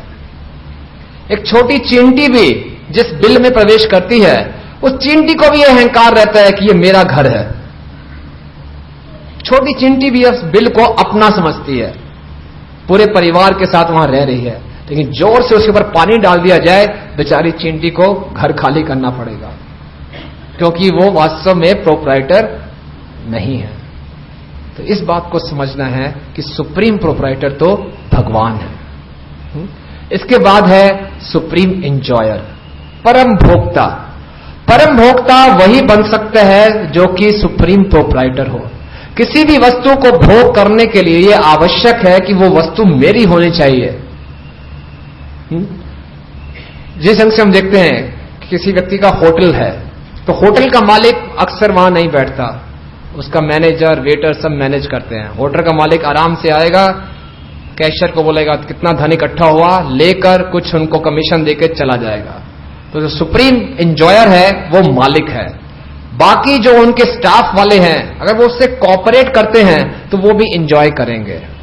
इसी ढंग से हम सबको भी भगवान की योजनाओं को समझना चाहिए और भगवान की योजना के अनुसार अपने जीवन को चलाना चाहिए। तो भगवान रहेंगे परम भोक्ता और भगवान की योजनाओं के साथ अगर उनसे कॉपरेट करेंगे तो हम भी आनंद को प्राप्त करेंगे। लेकिन अगर हम भगवान के साथ कंपटीशन करेंगे, अगर हम इस बात को नहीं मान ले कि भगवान परम भोक्ता हैं, बोले मैं भोक्ता हूं, मैं भोगूंगा, और भगवान की क्या योजना है मुझे मालूम ही नहीं, क्योंकि मुझे भगवान के बारे में कोई ज्ञान ही नहीं है, तो इसका मतलब क्या हुआ? We are trying to compete with the God.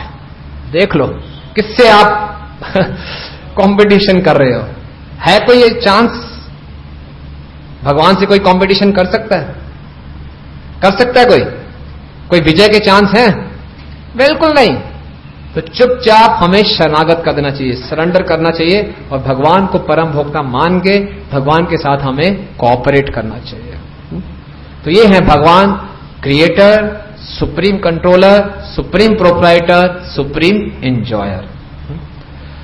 अब इतना तो हम सब मान गए कि भगवान हैं और भगवान के ये 4 विशेष गुण हैं, लेकिन फिर भी अक्सर लोग ये कहेंगे ये बात तो मान ली, लेकिन पक्का विश्वास तभी होगा जब आप हमें भगवान को दिखाएंगे। कौन है वो परम भोक्ता, कौन है वो परम नियंता, कौन है वो परम स्वामी? जब तक आप हमें दिखाएंगे नहीं, हम क्यों माने?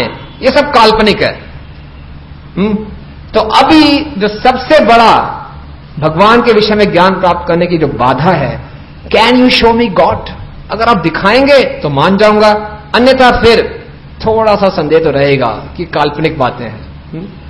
देखिए, भगवान को देखने के लिए कुछ योग्यताएं चाहिए। सबसे पहले हम यहां पर बैठे बैठे क्या भारत के प्रधानमंत्री को आज्ञा दे सकते हैं, ए मनमोहन सिंह यहां पे आओ, मैं तुम्हें देखना चाहता हूं? क्या वो आएगा? बोले आपकी औकात क्या है, क्यों बुला रहे हो, क्या चाहते हो? नहीं आएंगे।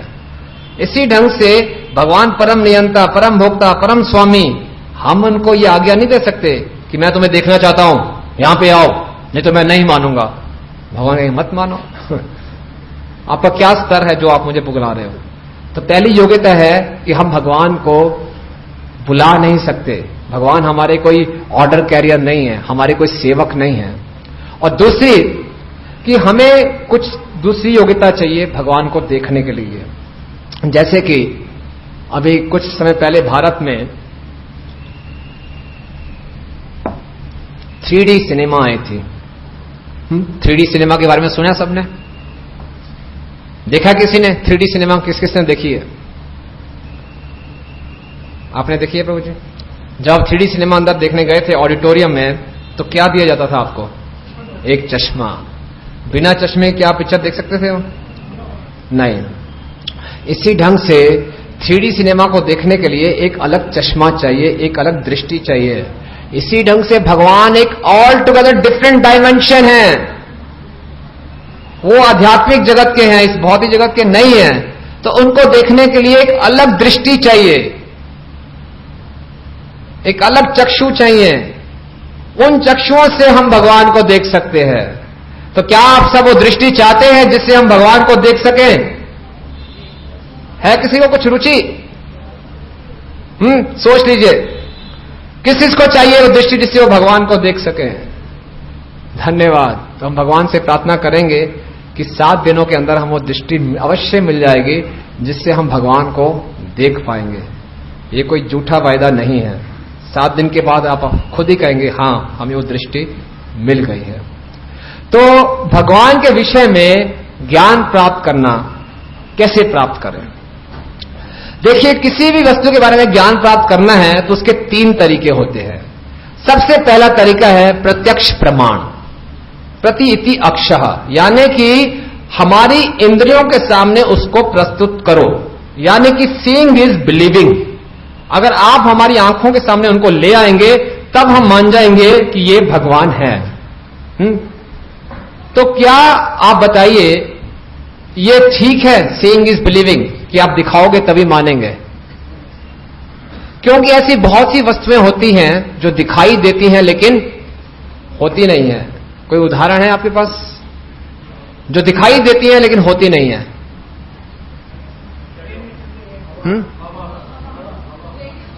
हां, रेगिस्तान में मिराज, दूर से लगता है पानी है लेकिन होता नहीं है।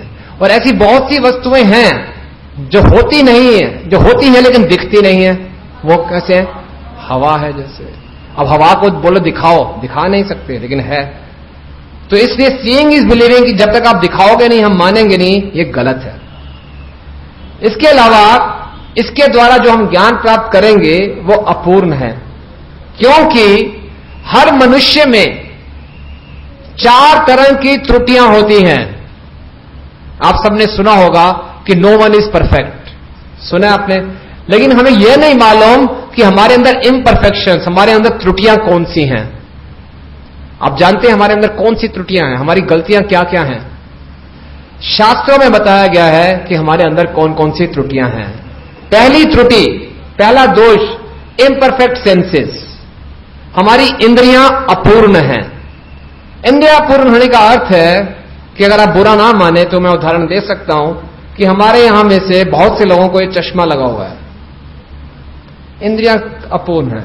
अगर लाइट्स ऑफ कर दी जाए तो हमें कुछ दिखाई नहीं देगा, है ना? बहुत सी अगर वस्तु हमारी आंखों के बहुत ही समीप है, यानी कि हम इन पलकों को भी नहीं देख सकते। कोई अपनी पलकों को देख सकता है? नहीं। और अगर कोई चीज हमारी आंखों से बहुत दूर हो जाए तब हम उसको नहीं देख सकते। हम कुछ फिक्स्ड जो फ्रीक्वेंसी होती है उसी ध्वनि को सुन सकते हैं। एक विसल आती है डॉग्स विसल, वो केवल कुत्ता सुन सकता है, हम नहीं सुन सकते। तो इस तरह से हमारी इंद्रियां अपूर्ण हैं। दूसरी हमारे में त्रुटि है कि हम सब भ्रमित हो जाते हैं, टू बी इल्यूजन्ड। कैसे? जैसे कि अंधेरे में एक टेबल से कोई एक रस्सी लटक रही है, तो हो सकता है हम इसको सांप समझ के डर जाएं, या वास्तव में कोई सांप लटक रहा है उसको हम रस्सी समझ के अपने गले में डाल लें, तो हम कभी भ्रमित हो सकते हैं। तीसरा है कमिट मिस्टेक। आप सबने अपने जीवन में मेरे ख्याल से कभी कोई गलती तो नहीं की होगी, की है गलतियां? हाँ, तो घबराइए मत, ये हमारा नेचर है, to commit mistake, to err is human. बोलते इंसान तो गलतियों का पुतला है ना। अब यही बहाना लगा के आप गलतियां मत करें प्रयास करें गलती ना हो, लेकिन फिर भी गलती हमसे हो जाती है। और चौथी त्रुटि हमारे में है चीटिंग प्रोपेंसिटी। हम सब धोखेबाज हैं। मैं नहीं कह रहा, शास्त्रों में लिखा है, हम सब धोखेबाज हैं।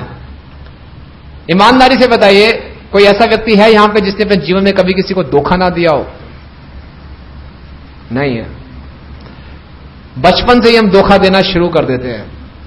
तो ये चार जो त्रुटियां हैं, ये प्रत्येक मनुष्य में हैं, प्रत्येक, चाहे वो बड़े से बड़ा वैज्ञानिक क्यों ना हो, नोबेल प्राइज विनर क्यों ना हो, चाहे बड़े से बड़ा धनी व्यक्ति क्यों ना हो, बिल गेट्स, या बहुत ही समाज में कोई प्रसिद्ध व्यक्ति क्यों ना हो, राजनेता क्यों ना हो, अभिनेता क्यों ना हो, हर एक मनुष्य में जो इस संसार में है उसके अंदर ये चार त्रुटियां होंगी ही होंगी।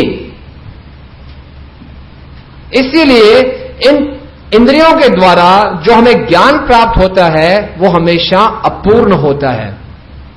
इसका उदाहरण हम इस ढंग से समझ सकते हैं कि हम देख सकते हैं जितनी भी साइंटिफिक थ्योरी हैं वो बार बार बदलती रहती हैं। आज से कुछ समय पहले वैज्ञानिक लोग बोलते थे कि पृथ्वी सपाट है ना, द अर्थ इज फ्लैट। अगर कोई बोलता था कि नहीं अर्थ राउंड है तो लोग उसको समाज से बाहर निकाल देते थे। मालूम है आपको? अब जाके लोग बोल रहे हैं कि अर्थ राउंड है।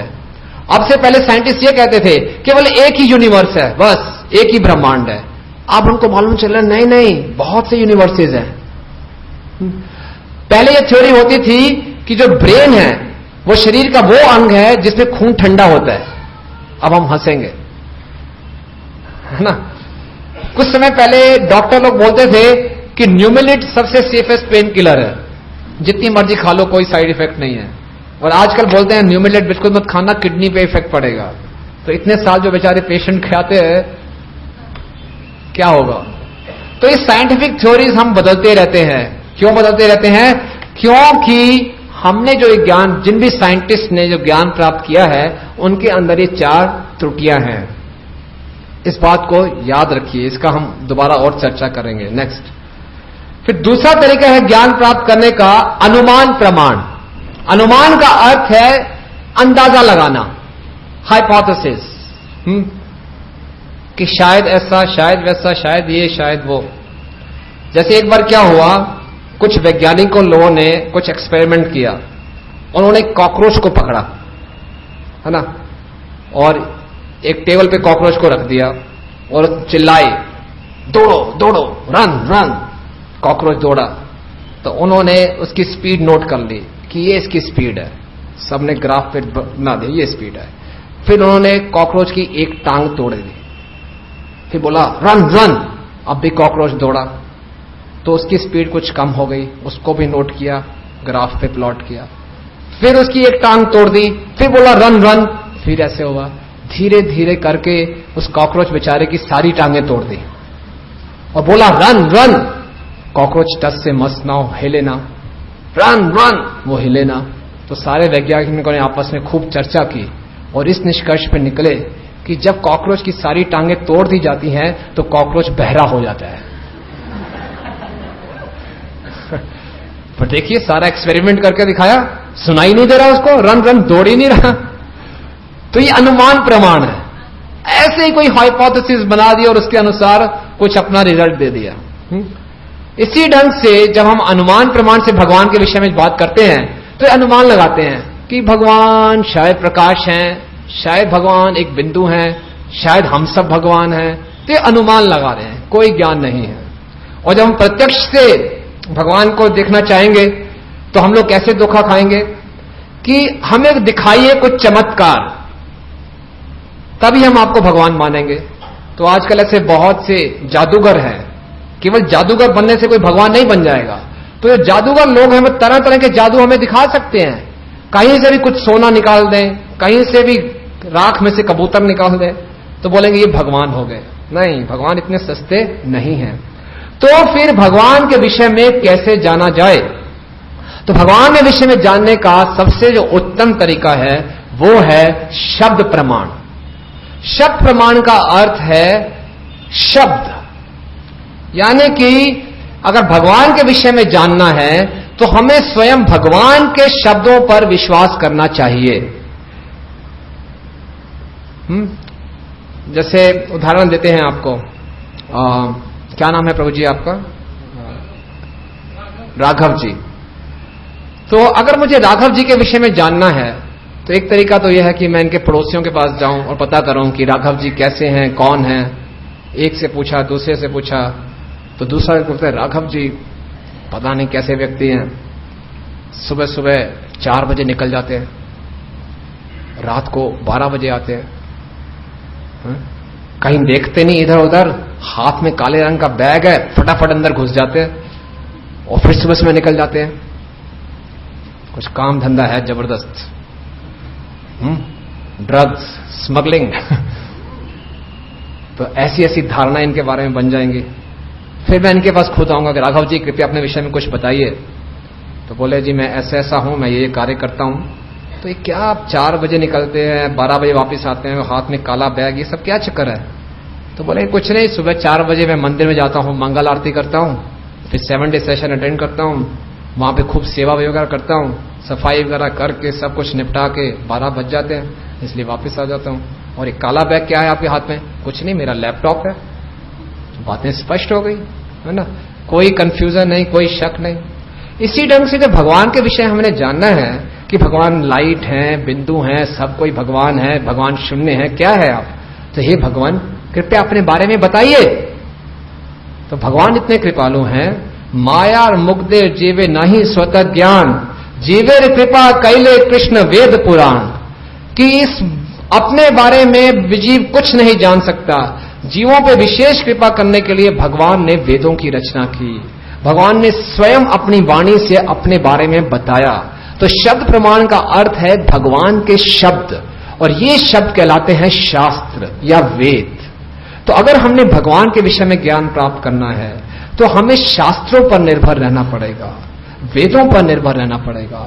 और जो वेदों का ये ज्ञान है हमें गुरु शिष्य परंपरा से प्राप्त होगा। गुरु शिष्य परंपरा के द्वारा हम इस शब्द को सुनेंगे और फिर उस शब्द के माध्यम से हम भगवान के विषय में जान पाएंगे। यही एक तरीका है भगवान के विषय में जानने का। अब जैसे ही हम वेद कहते हैं, कल भी कुछ भक्तगण कह रहे थे कि वेद पे क्यों विश्वास करें हम, ये भी तो किसी मनुष्य ने लिखे हैं ना। और वेद भी काल्पनिक है, कथाएं हैं। तो ये हम कुछ चर्चाएं करेंगे, जो कुछ भ्रांतियां हैं वेदों के विषय में। वेदों को कहा जाता है श्रुति। श्रुति शब्द के 2 अर्थ हैं। श्रुति का एक अर्थ होता है जिसको सुन के प्राप्त किया जाए। वेदों का संकलन किया था वेद व्यास जी ने। वेद व्यास जी कोई साधारण व्यक्ति नहीं है। शास्त्रों का कथन है कि वेद व्यास स्वयं भगवान के अवतार हैं। उन वेदों का लिपिकरण करने के लिए वो अवतरित हुए। तो वो साधारण मनुष्य नहीं है, वो त्रिकालज्ञ है, वो सब कुछ जानते हैं, भूत भविष्य वर्तमान। तो श्रुति का अर्थ है जिसको सुन के प्राप्त किया जाए। कलयुग से पहले सब जीवों की स्मृति इतनी तेज होती थी कि एक बार सुनने पर उनको सब कुछ याद होता था। उनको कहा जाता था श्रुतिधर। लेकिन कलयुग में सब जीवों का लक्षण है मंद सुमंद मत्या। हमारी मति बुद्धि बहुत मंद है, तो हमें कुछ भी याद नहीं रहता। इसलिए आप सबको बोला जा रहा है कि आप लिख लो, 7वें दिन आप सबकी परीक्षा होगी, कुछ याद नहीं रहेगा। तो लिखा, इसलिए वेद व्यास जी ने सारे वेदों को लिखा। श्रुति का दूसरा अर्थ है माता। एक बच्चे को पिता कौन है, कौन बताती है? माता। माता कहेगी कि ये तुम्हारे पिता हैं। तो क्या बच्चे को कुछ संदेह करना चाहिए? करना चाहिए? नहीं करना चाहिए। लेकिन आज के वैज्ञानिक युग में कुछ बच्चे ऐसे होते हैं जो माता की बात नहीं मानते। ऐसा ही एक वैज्ञानिक बच्चा पैदा हुआ। तो उसकी माता ने कहा, बेटा ये तुम्हारे पिता हैं। बच्चे ने कहा, मॉम ऐसी बात मत करो, how can I believe you कि यही मेरे पिता है। मैं तो साइंटिफिक मेथड से जानूंगा कि मेरे पिता कौन है। मेरे पास इतना सुंदर कंप्यूटर है, तो कंप्यूटर में मैंने सब डाटा डाल रखा है। पहले मैं ये एज्यूम करता हूं कि इस विश्व में जो 10% पुरुष हैं वो मेरे पिता हो सकते हैं। माता सुन के घबरा गई, कैसी बात कर रहे हो? बोला, घबराओ नहीं माता, 10% पुरुष का अर्थ है केवल 25 करोड़ व्यक्ति। 25 करोड़ व्यक्तियों की संभावना है कि वो मेरे पिता हो सकते हैं। माता घबराती गई, कैसी बात कर रहे, मैं बता रही हूं तुम्हारे पिता। बोले, नहीं, मैं साइंटिफिक मेथड से जानना चाहूंगा। और मैंने कहा 25 करोड़ पुरुषों का मैं खून चेक करूंगा, डीएनए टेस्टिंग, और मेरे पास लेटेस्ट मशीन है, एक सैंपल में केवल 100 सेकंड लगेंगे, घबराओ मत। तो आप गणना करके देख लेना, 25 करोड़ सैंपल, प्रति सैंपल 100 सेकंड, लगातार दिन रात करता रहे तो उस बच्चे को लगेंगे कम से कम 800 वर्ष। तब जाके उसको मालूम चलेगा कि मेरे पिता कौन हैं। 800 वर्ष तक ना तो वो रहेगा, ना उसके जो पिता हैं वो रहेंगे। तो ये मूर्खता है। अगर चुपचाप हम माता की बात को मान लें, सब कुछ स्पष्ट हो जाएगा। इसलिए इस मनुष्य देह में, जबकि मृत्यु कभी भी आ सकती है, समय बहुत कम है, तो हमें वेदों पर पूरा विश्वास होना चाहिए, अपनी मां पर विश्वास होना चाहिए, जो कि साफ साफ इंगित कर रही है कि ये तुम्हारे पिता हैं। नेक्स्ट, दूसरा जो भ्रम है या दूसरा जो तथ्य है वेदों के बारे में, वेदों को कहा जाता है अपौरुषेय। अपौरुषेय का अर्थ है कि ये किसी पुरुष ने नहीं लिखे। अगर ये किसी पुरुष ने लिखे होते तो इसमें क्या त्रुटियां होती? अभी हमने जो बताया था वो 4 त्रुटियां होती। और अगर वो 4 त्रुटियों के द्वारा 4 त्रुटियों वाले उस पुरुष के द्वारा ये ज्ञान लिखा होता तो इसमें भी बदलाव होता। कभी भी ऐसा नहीं हुआ कि भगवत गीता के किसी श्लोक में, कितने श्लोक हैं भगवत गीता में? 700 श्लोक। कभी भी कोई अमेंडमेंट नहीं आता कि 7वें अध्याय के 30वें श्लोक में ये थोड़ा सा बदलाव कर दीजिए। कभी नहीं हुआ ऐसा। लेकिन हमारे संविधान को बने अभी मुश्किल से 50-60 वर्ष ही हुए हैं और उसमें लगभग 200 से करीब अमेंडमेंट्स हो चुकी हैं, क्योंकि उसको लिखने वाले साधारण पुरुष थे जो कि 4 त्रुटियों से भरे हुए थे। तो वैदिक ज्ञान अपौरुषेय है, इसलिए वैदिक ज्ञान को अच्युत, इनफॉलिबल कहा जाता है। ये कभी भी गलत नहीं होगा।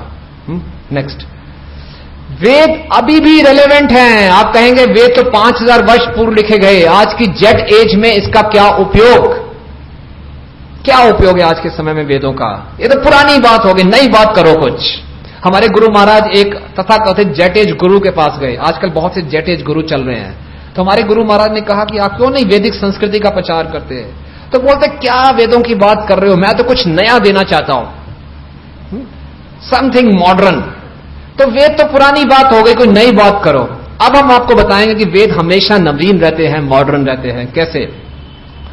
देखिए, वेदों में पहले से ही बताया गया था, जो हमने कल चर्चा की थी, कि मां के गर्भ के अंदर भ्रूण कैसे विकसित होता है।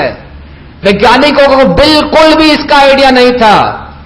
आपसे कुछ समय पहले अमेरिका में यह नियम था कि 7 महीने के भ्रूण को आप गिरा सकते हो, अबॉर्शन कर सकते हो, क्योंकि उनका यह सोचना था कि 7वें महीने में के बाद कुछ जीवन आता है, लाइफ आती है। उससे पहले ये डेड मैटर समझते थे। अब उनको मालूम चला सोनोग्राफी टेक्निक से कि 3रे महीने में ही बच्चे की हार्ट बीट शुरू हो जाती है। तो अरे 3रे महीने में ही जीवन आ जाता है। अब उनको जाके मालूम चला। अब उन्होंने नियम बनाया है कि 3 महीने से ऊपर के भ्रूण को आप अबॉर्ट नहीं कर सकते। लेकिन 5000 वर्ष पूर्व श्रीमद् भागवतम में सब कुछ बताया गया कि 10वें दिन बच्चा एक मांस का लोथा होता है, फिर धीरे धीरे पहले महीने में उसका सिर विकसित होता है, दूसरे महीने में हाथ, तीसरे महीने में पैर, फिर उसके हृदय धड़कन शुरू होती है, फिर बाल आते हैं, फिर नाखून आते हैं, धीरे धीरे उसके अंग विकसित होते हैं। सब कुछ वेदों में बताया गया है। नेक्स्ट, वेदों में बताया गया है फायर बैक्टीरिया, जो कि आज मालूम चले हैं। वैज्ञानिक लोग बोलते थे किसी को अग्नि में उबाल दो, स्टेरिलाइज हो जाएगी।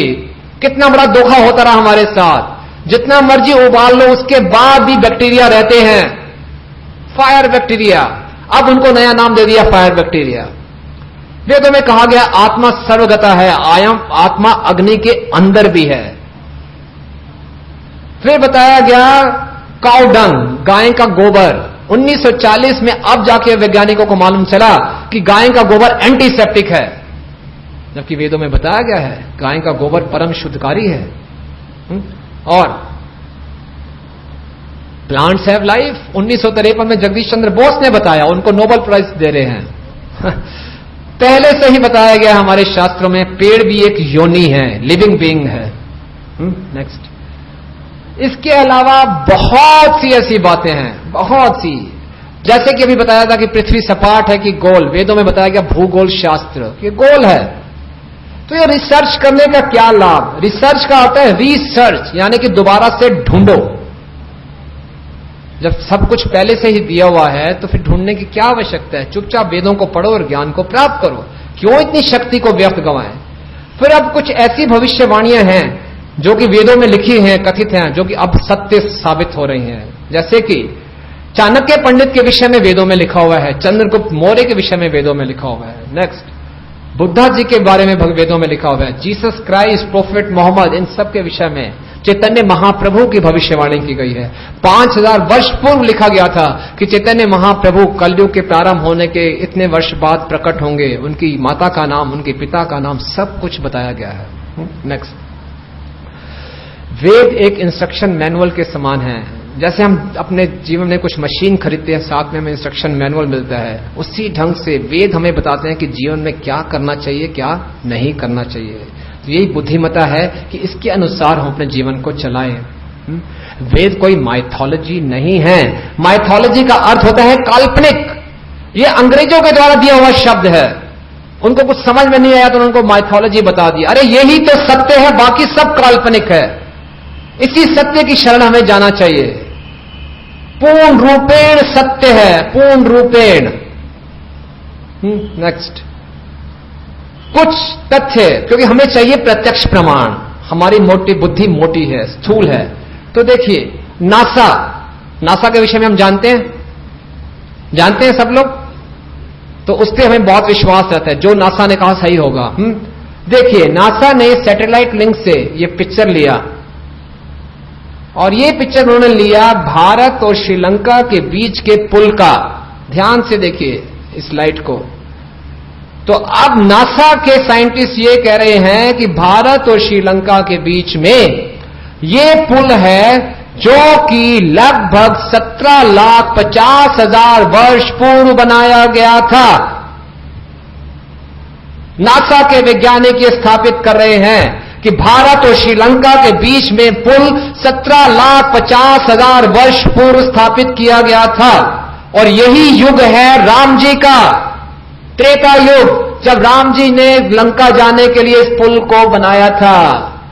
अगर नासा के साइंटिस्ट ये नहीं कहते तो आजकल के आधुनिक लोग बोलते हैं कि राम तो एक काल्पनिक चरित्र है, रामायण तो एक ऐसी पुस्तक लिखी हुई है काल्पनिक। अब तो मान लेना चाहिए, अब और कौन सा प्रूफ चाहिए हमें कि राम जी काल्पनिक नहीं है, रामायण काल्पनिक नहीं है, भगवान है, पुरुष है, यहां पर आते हैं, अवतरित होते हैं। इतना सब कुछ समझने के बाद भी हम अगर श्रद्धा नहीं रखेंगे तो भगवान गीता में कहते हैं, अश्रद्धाना पुरुषा धर्मा सस्य परम तपा अप्राप्य माम निवर्तन्ति मृत्यु संसार वर्तमनि। ऐसे अश्रद्धालु लोग हमेशा इस संसार में बार बार मृत्यु को प्राप्त करेंगे। ऐसे द्वेषी लोगों को भगवान बोलते हैं कि मैं नराधमों को निम्न से निम्न योनियों में डाल देता हूं, जिनको भगवान में और भगवान की वाणी शास्त्रों में विश्वास नहीं है। नेक्स्ट, एक और आपको प्रूफ दिखाते हैं। यह है आर्कियोलॉजी सर्वे ऑफ इंडिया के द्वारा। यह द्वारका, जो कि 5000 वर्ष पूर्व भगवान श्री कृष्ण ने स्थापित की थी, बताया गया है कि इस द्वारका में जो बनाई थी एक इंजीनियर कहलाते थे विश्वकर्मा जी। विश्वकर्मा जी ने इन बोल्डर्स के ऊपर पूरे महल को बनाया। वो बोल्डर्स अभी तक हैं। किसने डाले ये बोल्डर्स बताइए? अभी तक ये बोल्डर्स उपस्थित हैं जो 5000 वर्ष पूर्व थे। साफ साफ इंगित करता है कि ये द्वारका में भगवान श्री कृष्ण थे।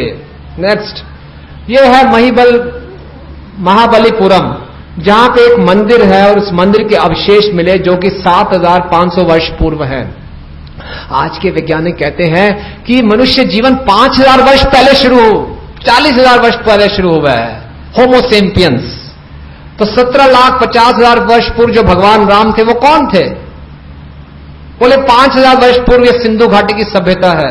नहीं, उससे पहले क्या था? 7500 वर्ष पूर्व। सारे के सारे प्रमाण हैं और ये सारे के सारे प्रमाण हमें दिए जा रहे हैं। ये एक ग्राहम हैनकॉक, इनकी एक एक्सपीडिशन टीम है, ब्रिटिश आर्कियोलॉजिस्ट है।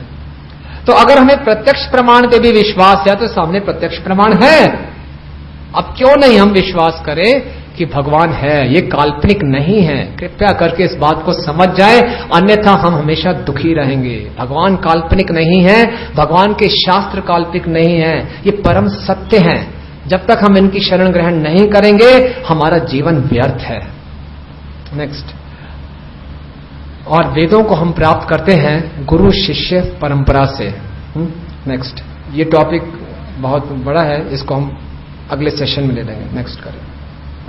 अब प्रश्न यह उठता है कि अगर भगवान है, भगवान के शास्त्र सत्य हैं, तो अलग अलग शास्त्रों में अलग अलग बातें क्यों बताई जाती हैं? अगर भगवान एक है तो भगवान की वाणी भी एक होनी चाहिए। लेकिन हम सब देखते हैं कि ईसाई लोग कुछ बातें करते हैं, मुस्लिम लोग कुछ बातें कर रहे हैं, हिंदू लोग कुछ बातें कर रहे हैं और आपस में झगड़ते रहते हैं। और जब आपस में इनको झगड़ते हुए देखते हैं तो एक साधारण व्यक्ति का भगवान से, धर्म से विश्वास उठ जाता है। बोले ये कैसा धर्म है कि आपस में मारकाट हो रही है? तो इस बहुत ही सेंसिटिव सब्जेक्ट के बारे में हम चर्चा करेंगे, ध्यानपूर्वक सुनिए। देखिए, भगवान गीता में कहते हैं यदा यदा ही धर्मस्य ग्लानिर्भवति भारत अभ्युत्थानम् अधर्मस्य तदात्मानं सृजाम्यहम्, कि जब जब धर्म की हानि होती है मैं अवतार लेता हूं, या तो स्वयं आता हूं या अपने किसी दूत को भेजता हूं। किस लिए? धर्म की स्थापना के लिए। तो भगवान जब धर्म की स्थापना करते हैं तो ध्यान दीजिए, धर्म की स्थापना का संदेश देने के लिए भगवान 4 बातों को ध्यान में रखते हैं, भगवान या भगवान के दूत। एक है समय, दूसरा है परिस्थिति, समय, टाइम, प्लेस, और तीसरा है स्थान, और चौथा है उन लोगों को जिनको ज्ञान दिया जा रहा है उनकी योग्यता। Time, place, circumstances and the qualification of the people who will receive this knowledge. समय, स्थान, परिस्थितियां और उनकी योग्यता। इस उदाहरण से हम इस बात को समझ पाएंगे। यहां पे एक बालक है जिसने अभी अभी गणित सीखा है। इसको मैं पूछूंगा कि बच्चे बताओ 2 - 5 क्या होता है, तो बोलेगा अंकल जी आपको मैथमेटिक्स भी नहीं आता, 2 - 5 तो कुछ होता ही नहीं, 5 - 2 होता है। क्वेश्चन ही गलत है। 8वीं क्लास के स्टूडेंट से पूछूंगा 2 - 5 कितना होता है? -3। और यहां पे ये है एक मैथमेटिक्स में पीएचडी कर रहे हैं, हायर कैलकुलस और पता नहीं क्या क्या, ये भी मैथमेटिक्स के स्टूडेंट हैं। तो तीनों ही गणित के स्टूडेंट हैं, तीनों गणित के स्टूडेंट हैं, लेकिन स्तर अलग अलग है। उसी ढंग से कुरान में वर्णन आता है कि प्रोफेट मोहम्मद ने कुछ यमनों को यह संदेश दिया कि कृपया अपनी माता और बहन के साथ यौन संबंध मत करो। Do not have sex with your mothers and sisters. क्योंकि उस समय तो ये यमन लोग ऐसा घनिष्ठ कार्य कर रहे थे, निकृष्ट कार्य। तो भगवान के जो मसीहा हैं प्रोफेट मोहम्मद, उनको ये संदेश देना पड़ा। इसी ढंग से जीसस क्राइस्ट ने बाइबल में कहा दाउ शैल नॉट किल, कि पशुओं की हत्या मत करो। इसका मतलब वो पशुओं की हत्या कर रहे थे। और एक तरफ अर्जुन है। महाभारत में वर्णन आता है कि अर्जुन एक बार स्वर्ग में गए। स्वर्ग के राजा इंद्र ने स्वर्ग की सबसे सुंदर अप्सरा उर्वशी को बुलाया और कहा कि आप अर्जुन को संतुष्ट करो। उर्वशी अर्जुन के पास जाती है, कहती है आप मेरा भोग कर सकते हैं। और आपको मालूम है अर्जुन ने क्या कहा? अर्जुन ने हाथ जोड़ लिया और कहा नहीं, आप मेरी माता के तुल्य हैं। देखिए अर्जुन का चरित्र। उर्वशी स्वर्ग की सबसे सुंदर अप्सरा उनको कह रही कि मेरा भोग करो, और अर्जुन कह रहे हैं आप मेरी माता के तुल्य हैं। वो यमन, वो क्या थे? अपनी माता और बहन के साथ यौन संबंध कर रहे थे। कितना अंतर है दोनों के चरित्र में। महाभारत के युद्ध में अर्जुन को भगवान कह रहे हैं कि मार डालो इन सबको। अर्जुन कहते हैं नहीं, ये मेरे गुरुजन हैं, भाई हैं, इनको मैं कैसे मारूंगा। और वहां पर जीसस क्राइस्ट कह रहे हैं दाउ शैल नॉट किल, तुम मत मारो। और यहां पे भगवान कह रहे हैं कि तुम मारो। तो हम देख सकते हैं कि अर्जुन में जिसने भगवत गीता का ज्ञान प्राप्त किया, और वो यमन लोग जिन्होंने कुरान का ज्ञान प्राप्त किया, और वो लोग जिन्होंने जीसस क्राइस्ट से ज्ञान प्राप्त किया, तीनों का स्तर बिल्कुल अलग अलग है, जैसे कि इन 3 विद्यार्थियों का स्तर अलग अलग है। इसी ढंग से निश्चित रूप से जो भगवत गीता का ज्ञान है वो बाइबल और कुरान के ज्ञान से कई गुना श्रेष्ठ है। इसमें कोई सांप्रदायिकता नहीं फैलाई जा रही। बाइबल और कुरान भी वेद कहलाते हैं। वेद का अर्थ होता है आध्यात्मिक ज्ञान, नॉलेज। निश्चित रूप से वो भी ज्ञान है, लेकिन टाइम, प्लेस और सर्कमस्टांसेस के हिसाब से अलग अलग लोगों को दिया गया है। नेक्स्ट, फिर भी इन तीनों शास्त्रों में काफी बातें एक जैसी हैं, जैसे कि भगवान है, भगवान से हमें प्रेम करना चाहिए, भगवान के नियमों का पालन करना चाहिए, भगवान की सेवा करनी चाहिए, कोई पाप नहीं करना चाहिए, भगवान के नामों का हमें उच्चारण करना चाहिए, हमें गुरु की शरण ग्रहण करनी चाहिए। तो ये सारी की सारी बातें बाइबल, कुरान और वेदों में एक जैसी हैं। लेकिन कुछ तथ्य हैं जो केवल वेदों में मिलते हैं, बाइबल कुरान में नहीं मिलते। जैसे कि एक छोटी डिक्शनरी आती है, पॉकेट डिक्शनरी। पॉकेट डिक्शनरी में भी रैट, बैट, कैट छोटे छोटे शब्द मिल जाएंगे, और ऑक्सफोर्ड डिक्शनरी में भी। लेकिन जो कुछ मुश्किल मुश्किल शब्द हैं वो कहां मिलेंगे? कहां मिलेंगे? ऑक्सफोर्ड डिक्शनरी में। पॉकेट डिक्शनरी में नहीं मिलेंगे। इसलिए ये जो साधारण बातें हैं वो वेद कुरान में भी मिल जाएगा, बाइबल में भी और वेदों में भी। लेकिन कुछ खास खास बातें हैं जो केवल वेदों में ही उपलब्ध हैं, क्योंकि योग्यता के अनुसार। प्रोफेट मोहम्मद ने केवल 3 साल प्रचार किया और उनको कोड़े मारकर बाहर निकाल दिया गया। जीसस क्राइस्ट ने भी लगभग 2-3 साल प्रचार किया और उनको सूली पे चढ़ा दिया गया, क्योंकि वो लोग इस ज्ञान को भी स्वीकार नहीं कर पाए। इसलिए जीसस क्राइस्ट ने कहा कि मैं आपको केवल उतना ही ज्ञान दे रहा हूं जितना आप समझ सकेंगे, मैं आपको पूर्ण ज्ञान नहीं दे रहा। लेकिन भगवान ने गीता में अर्जुन को कहा कि मैं तुम्हें सब कुछ बता रहा हूं, ज्ञानम तेहम सविज्ञानम इदम वक्ष्यामि अशेषता यद ज्ञात्वा न भूयो अन्न ज्ञातव्य विशिष्यते, कि पूरा ज्ञान दे रहा हूं जिसको जानने के बाद और कुछ जानने योग्य नहीं रह जाएगा। तो इसमें हम समझ सकते हैं कि कितना अंतर है भगवत गीता, बाइबल और कुरान में। Next please. कुछ कंसेप्ट बताए गए हैं मीट ईटिंग के ऊपर। इस्लाम में कहा गया है कि हम हर पशु को खा सकते हैं सुअर और कुत्ते को छोड़कर, लेकिन इन पशुओं को खाने के लिए भी हमें मंत्रों का उच्चारण करना पड़ेगा। तो अक्सर मुसलमान लोग हलाल करते हुए कुछ मंत्रों का उच्चारण करते हैं। जी, बाइबल में कहा गया है कि हम प्रतिदिन मीट खा सकते हैं शुक्रवार को छोड़कर, और सनातन धर्म में कहा गया है कि मीट खाना अति पापपूर्ण कार्य है। मैथुन के ऊपर इस्लाम में कहा गया है कि आप मां और बहनों के साथ मैथुन संबंध स्थापित ना करिए, आप ज्यादा से ज्यादा 4 विवाह कर लीजिए।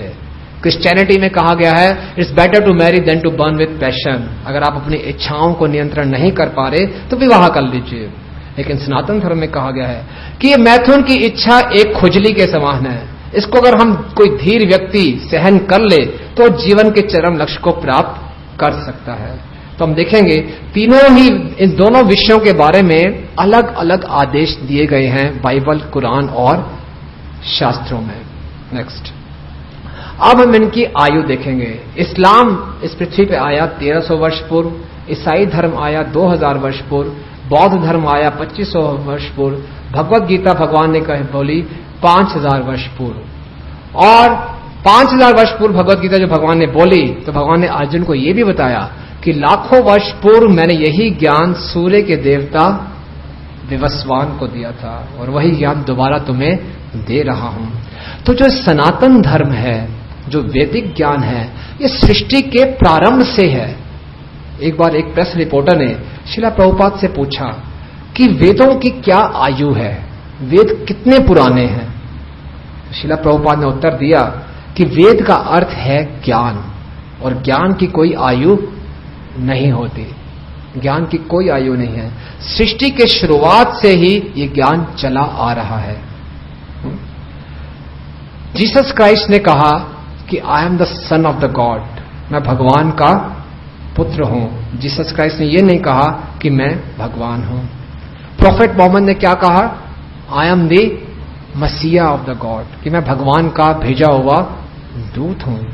और भगवत गीता में भगवान श्री कृष्ण स्पष्ट रूप से कह रहे हैं 7वें अध्याय के 7वें श्लोक में, मता परातरम ना अन्यत किंचित अस्ति धनंजया, कि मेरे से ऊपर और कोई सत्य नहीं है। अहम सर्वस्य प्रभवो, कि मैं ही सब कारणों का कारण हूं, मैं ही परम भगवान हूं। तो स्पष्ट रूप से वैदिक शास्त्रों में बताया गया है कि भगवान कौन है। अब अंतिम चरण में ये प्रश्न फिर भी हमारे दिमाग में रह गया कि भगवान कौन है। ये सब तो हमने भी लक्षण सुने हैं, लेकिन कौन है वो व्यक्ति जिसकी शरण में जाकर मेरी सब समस्याओं का समाधान हो जाएगा? कौन है वो व्यक्ति जिसके साथ मेरा बहुत ही घनिष्ठ संबंध है, सनातन संबंध है?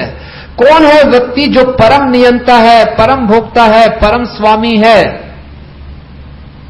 किस व्यक्ति के बारे में जानकर मैं जन्म मृत्यु के चक्कर से छुटकारा पाऊंगा? कौन मुझे शाश्वत आनंद देगा? आखिर वो कौन है? कौन है वो? तो देखिए, गॉड, हु इज गॉड? इस प्रश्न का उत्तर हम जानने का प्रयास करेंगे। गॉड को कहते हैं भगवान। भगवान शब्द दो शब्दों से बना है, भग और वान। भग का अर्थ है ऐश्वर्य, वान का अर्थ है जिसके पास ये ऐश्वर्य हो। विष्णु पुराण में पराशर मुनि जी, जो कि वेदव्यास जी के पिता हैं, उन्होंने बहुत सुंदर श्लोक की रचना की है। तो आप सबसे निवेदन है कि आप सब ये श्लोक मेरे साथ बोलिए। ये श्लोक सामने ऊपर लिखा हुआ है, ऐश्वर्यस्य समग्रस्य वीर्यस्य यशाश्री ज्ञान वैराग्यश्चैव क्षणं भग इतिंगणा। मैं जानता हूं कि गर्मी काफी है, समय काफी हो गया, आपका उत्साह कम हो रहा है, लेकिन एक अंतिम चरण में, कहते हैं लास्ट लैप है, दोबारा से उत्साह दिखाइए और पूरे उत्साह के साथ इस मंत्र का उच्चारण कीजिए, क्योंकि वैदिक मंत्रों के उच्चारण करने से वातावरण शुद्ध हो जाता है। तो कृपया करके पूरे उत्साह से बोलेंगे इस बारी, ऐश्वर्यस्य समग्रस्य वीर्यस्य यशाश्री ज्ञान वैराग्यश्चैव क्षणं भग इतिंगणा। बहुत बहुत धन्यवाद। देखिए, आपको महसूस हुआ कुछ वाइब्रेशंस चेंज हुई हैं? धन्यवाद। तो इस श्लोक को हम समझने का प्रयास करेंगे कि भगवान शब्द का क्या अर्थ है। इस श्लोक में बताया गया है ऐश्वर्यस्य समग्रस्य वीर्यस्य यशाश्री, यानी कि ये 6 ऐश्वर्य हैं। समझ लीजिए, ये 6 ऐश्वर्य हैं, धन, यश, ज्ञान, बल, सुंदरता और वैराग्य।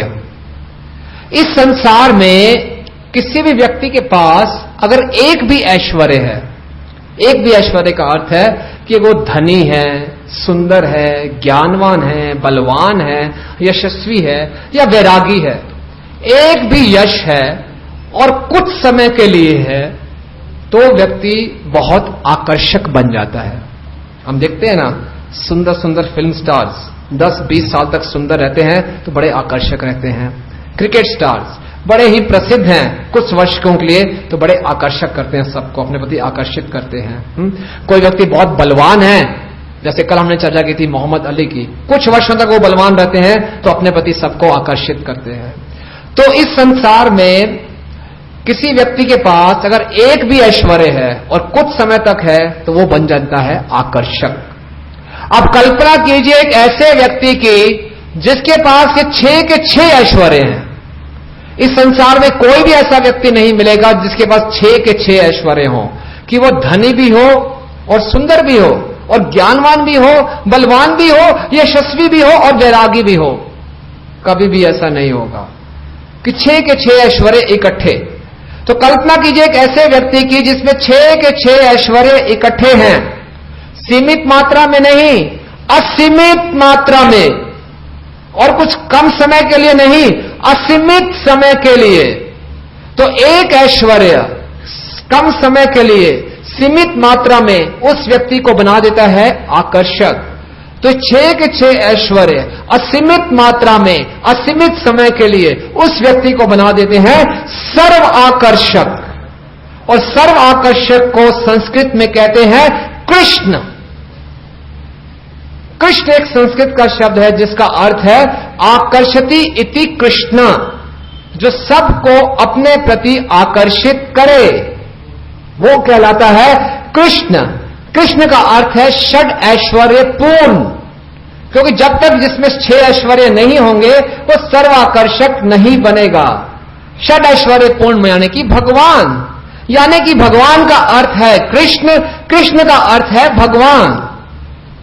इसीलिए जब श्रीला प्रभुपाद ने 1966 में इस्कॉन संस्था की रचना की, international society for Krishna consciousness, तो उनके शिष्यगण उनके पास आए।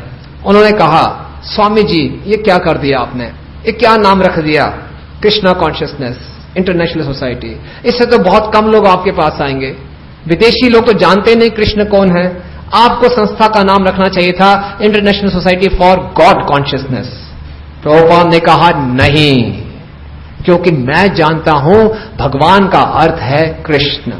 अगर मैंने रख दिया international society for God consciousness, फिर अटकेलियां चलेंगी कि भगवान कौन है, भगवान प्रकाश है, भगवान कौन है, कुछ पता नहीं चलेगा।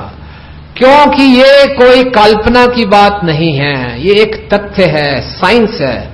भगवान का अर्थ कृष्ण, इसीलिए उन्होंने international society for Krishna consciousness रखा। अब हम कुछ चर्चा करेंगे कि भगवान ने ये 6 ऐश्वर्य कैसे कैसे प्रकट किए। कृष्णा पूर्ण रूप से सब, जिसे कहते हैं कृष्ण ही सारे के सारे his reservoir of all wealth. वास्तव में कृष्ण ही धनी व्यक्ति हैं।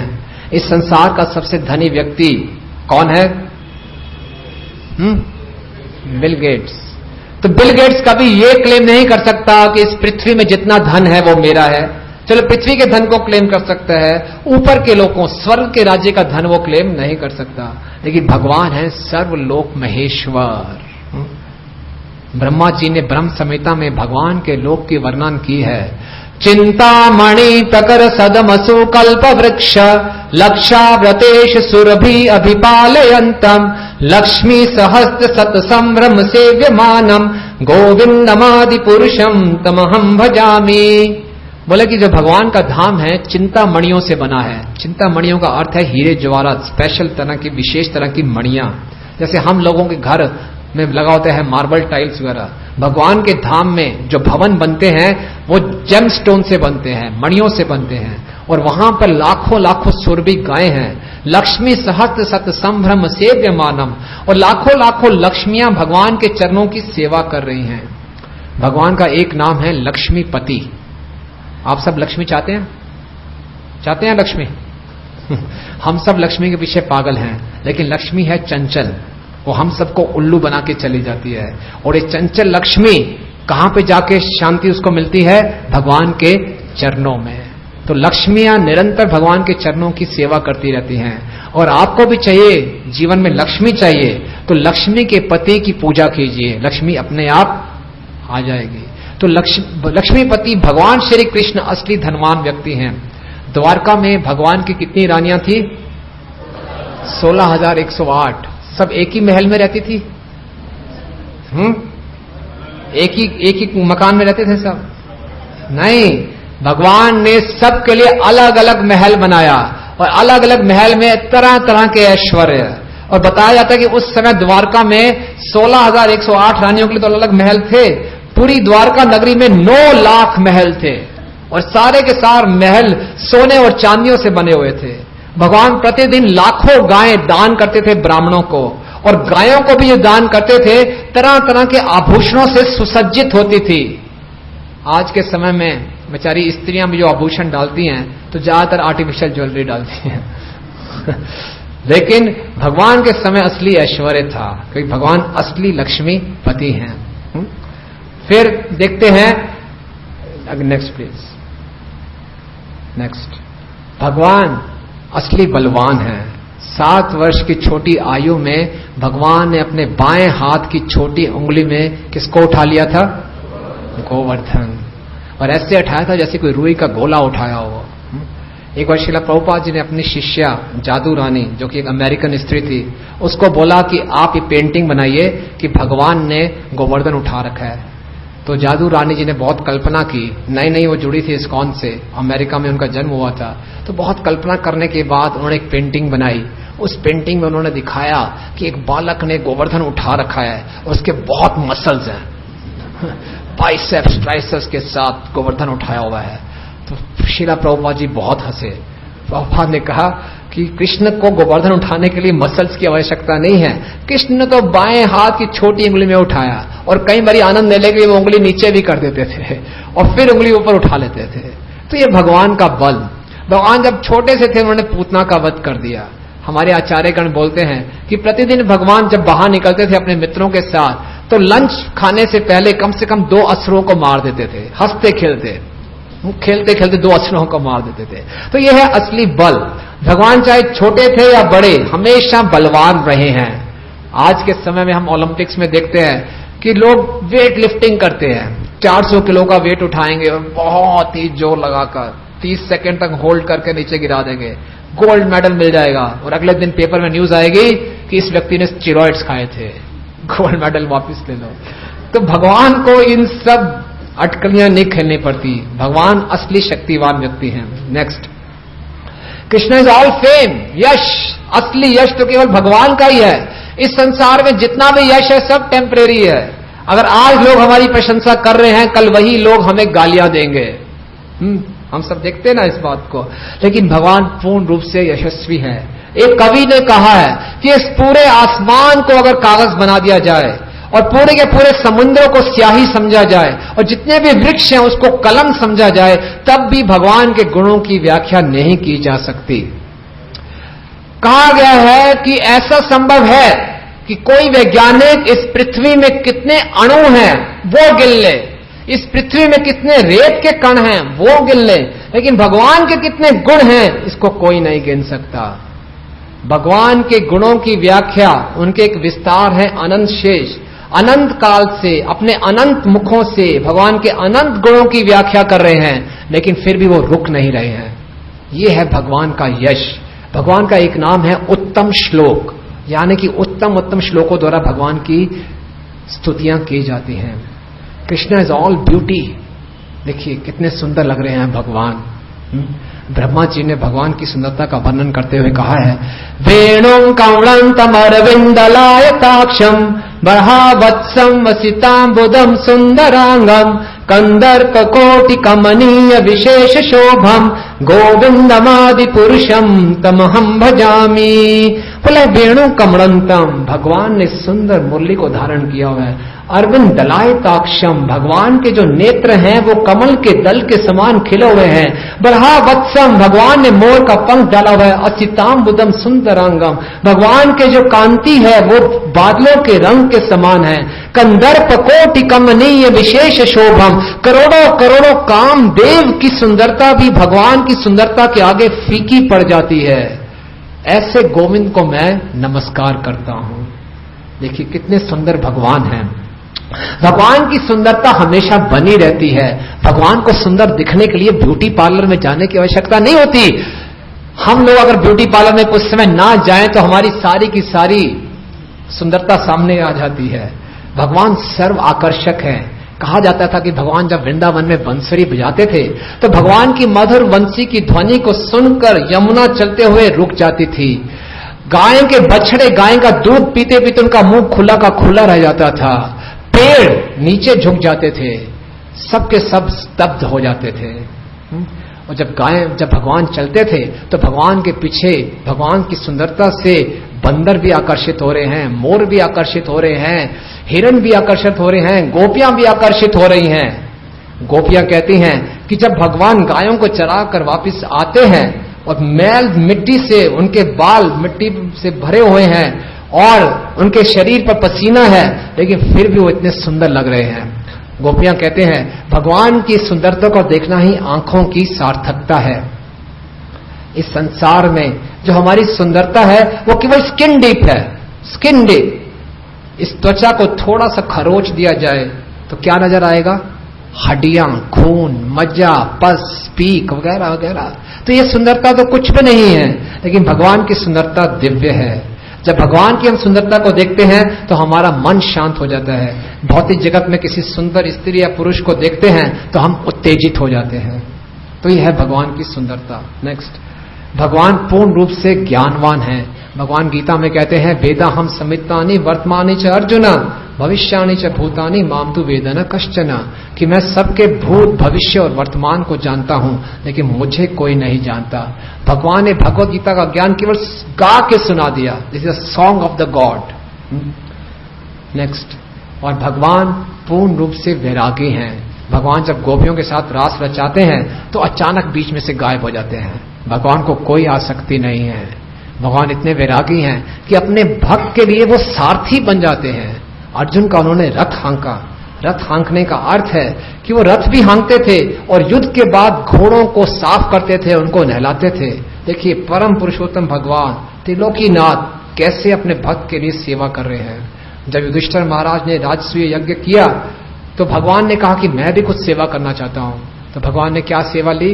उस यज्ञ में आने वाले जितने ब्राह्मण थे उन सब के चरणों को भगवान ने स्वयं धोया। यह है भगवान का वैराग्य। तो इन 6 ऐश्वर्यों के कारण भगवान बन जाते हैं सर्व आकर्षक।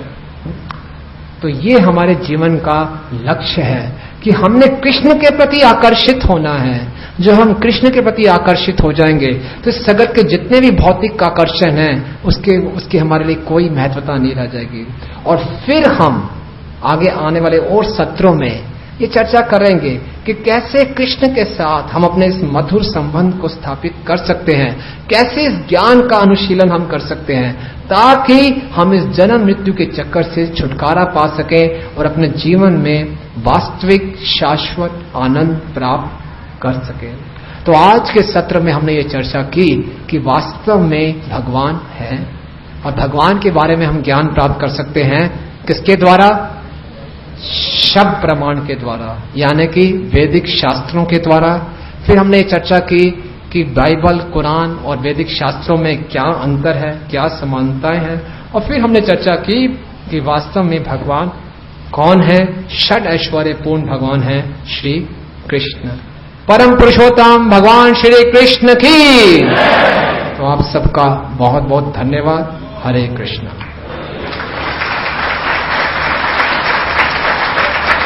तो एक्चुअली आज भी कोशिश की गई थी कि टाइम से शुरू करने का, अधिकतर भक्त लोग लेट आए। तो किसी का कोई प्रश्न है तो व्यक्तिगत रूप से हमें पूछ सकता है। हरे कृष्ण।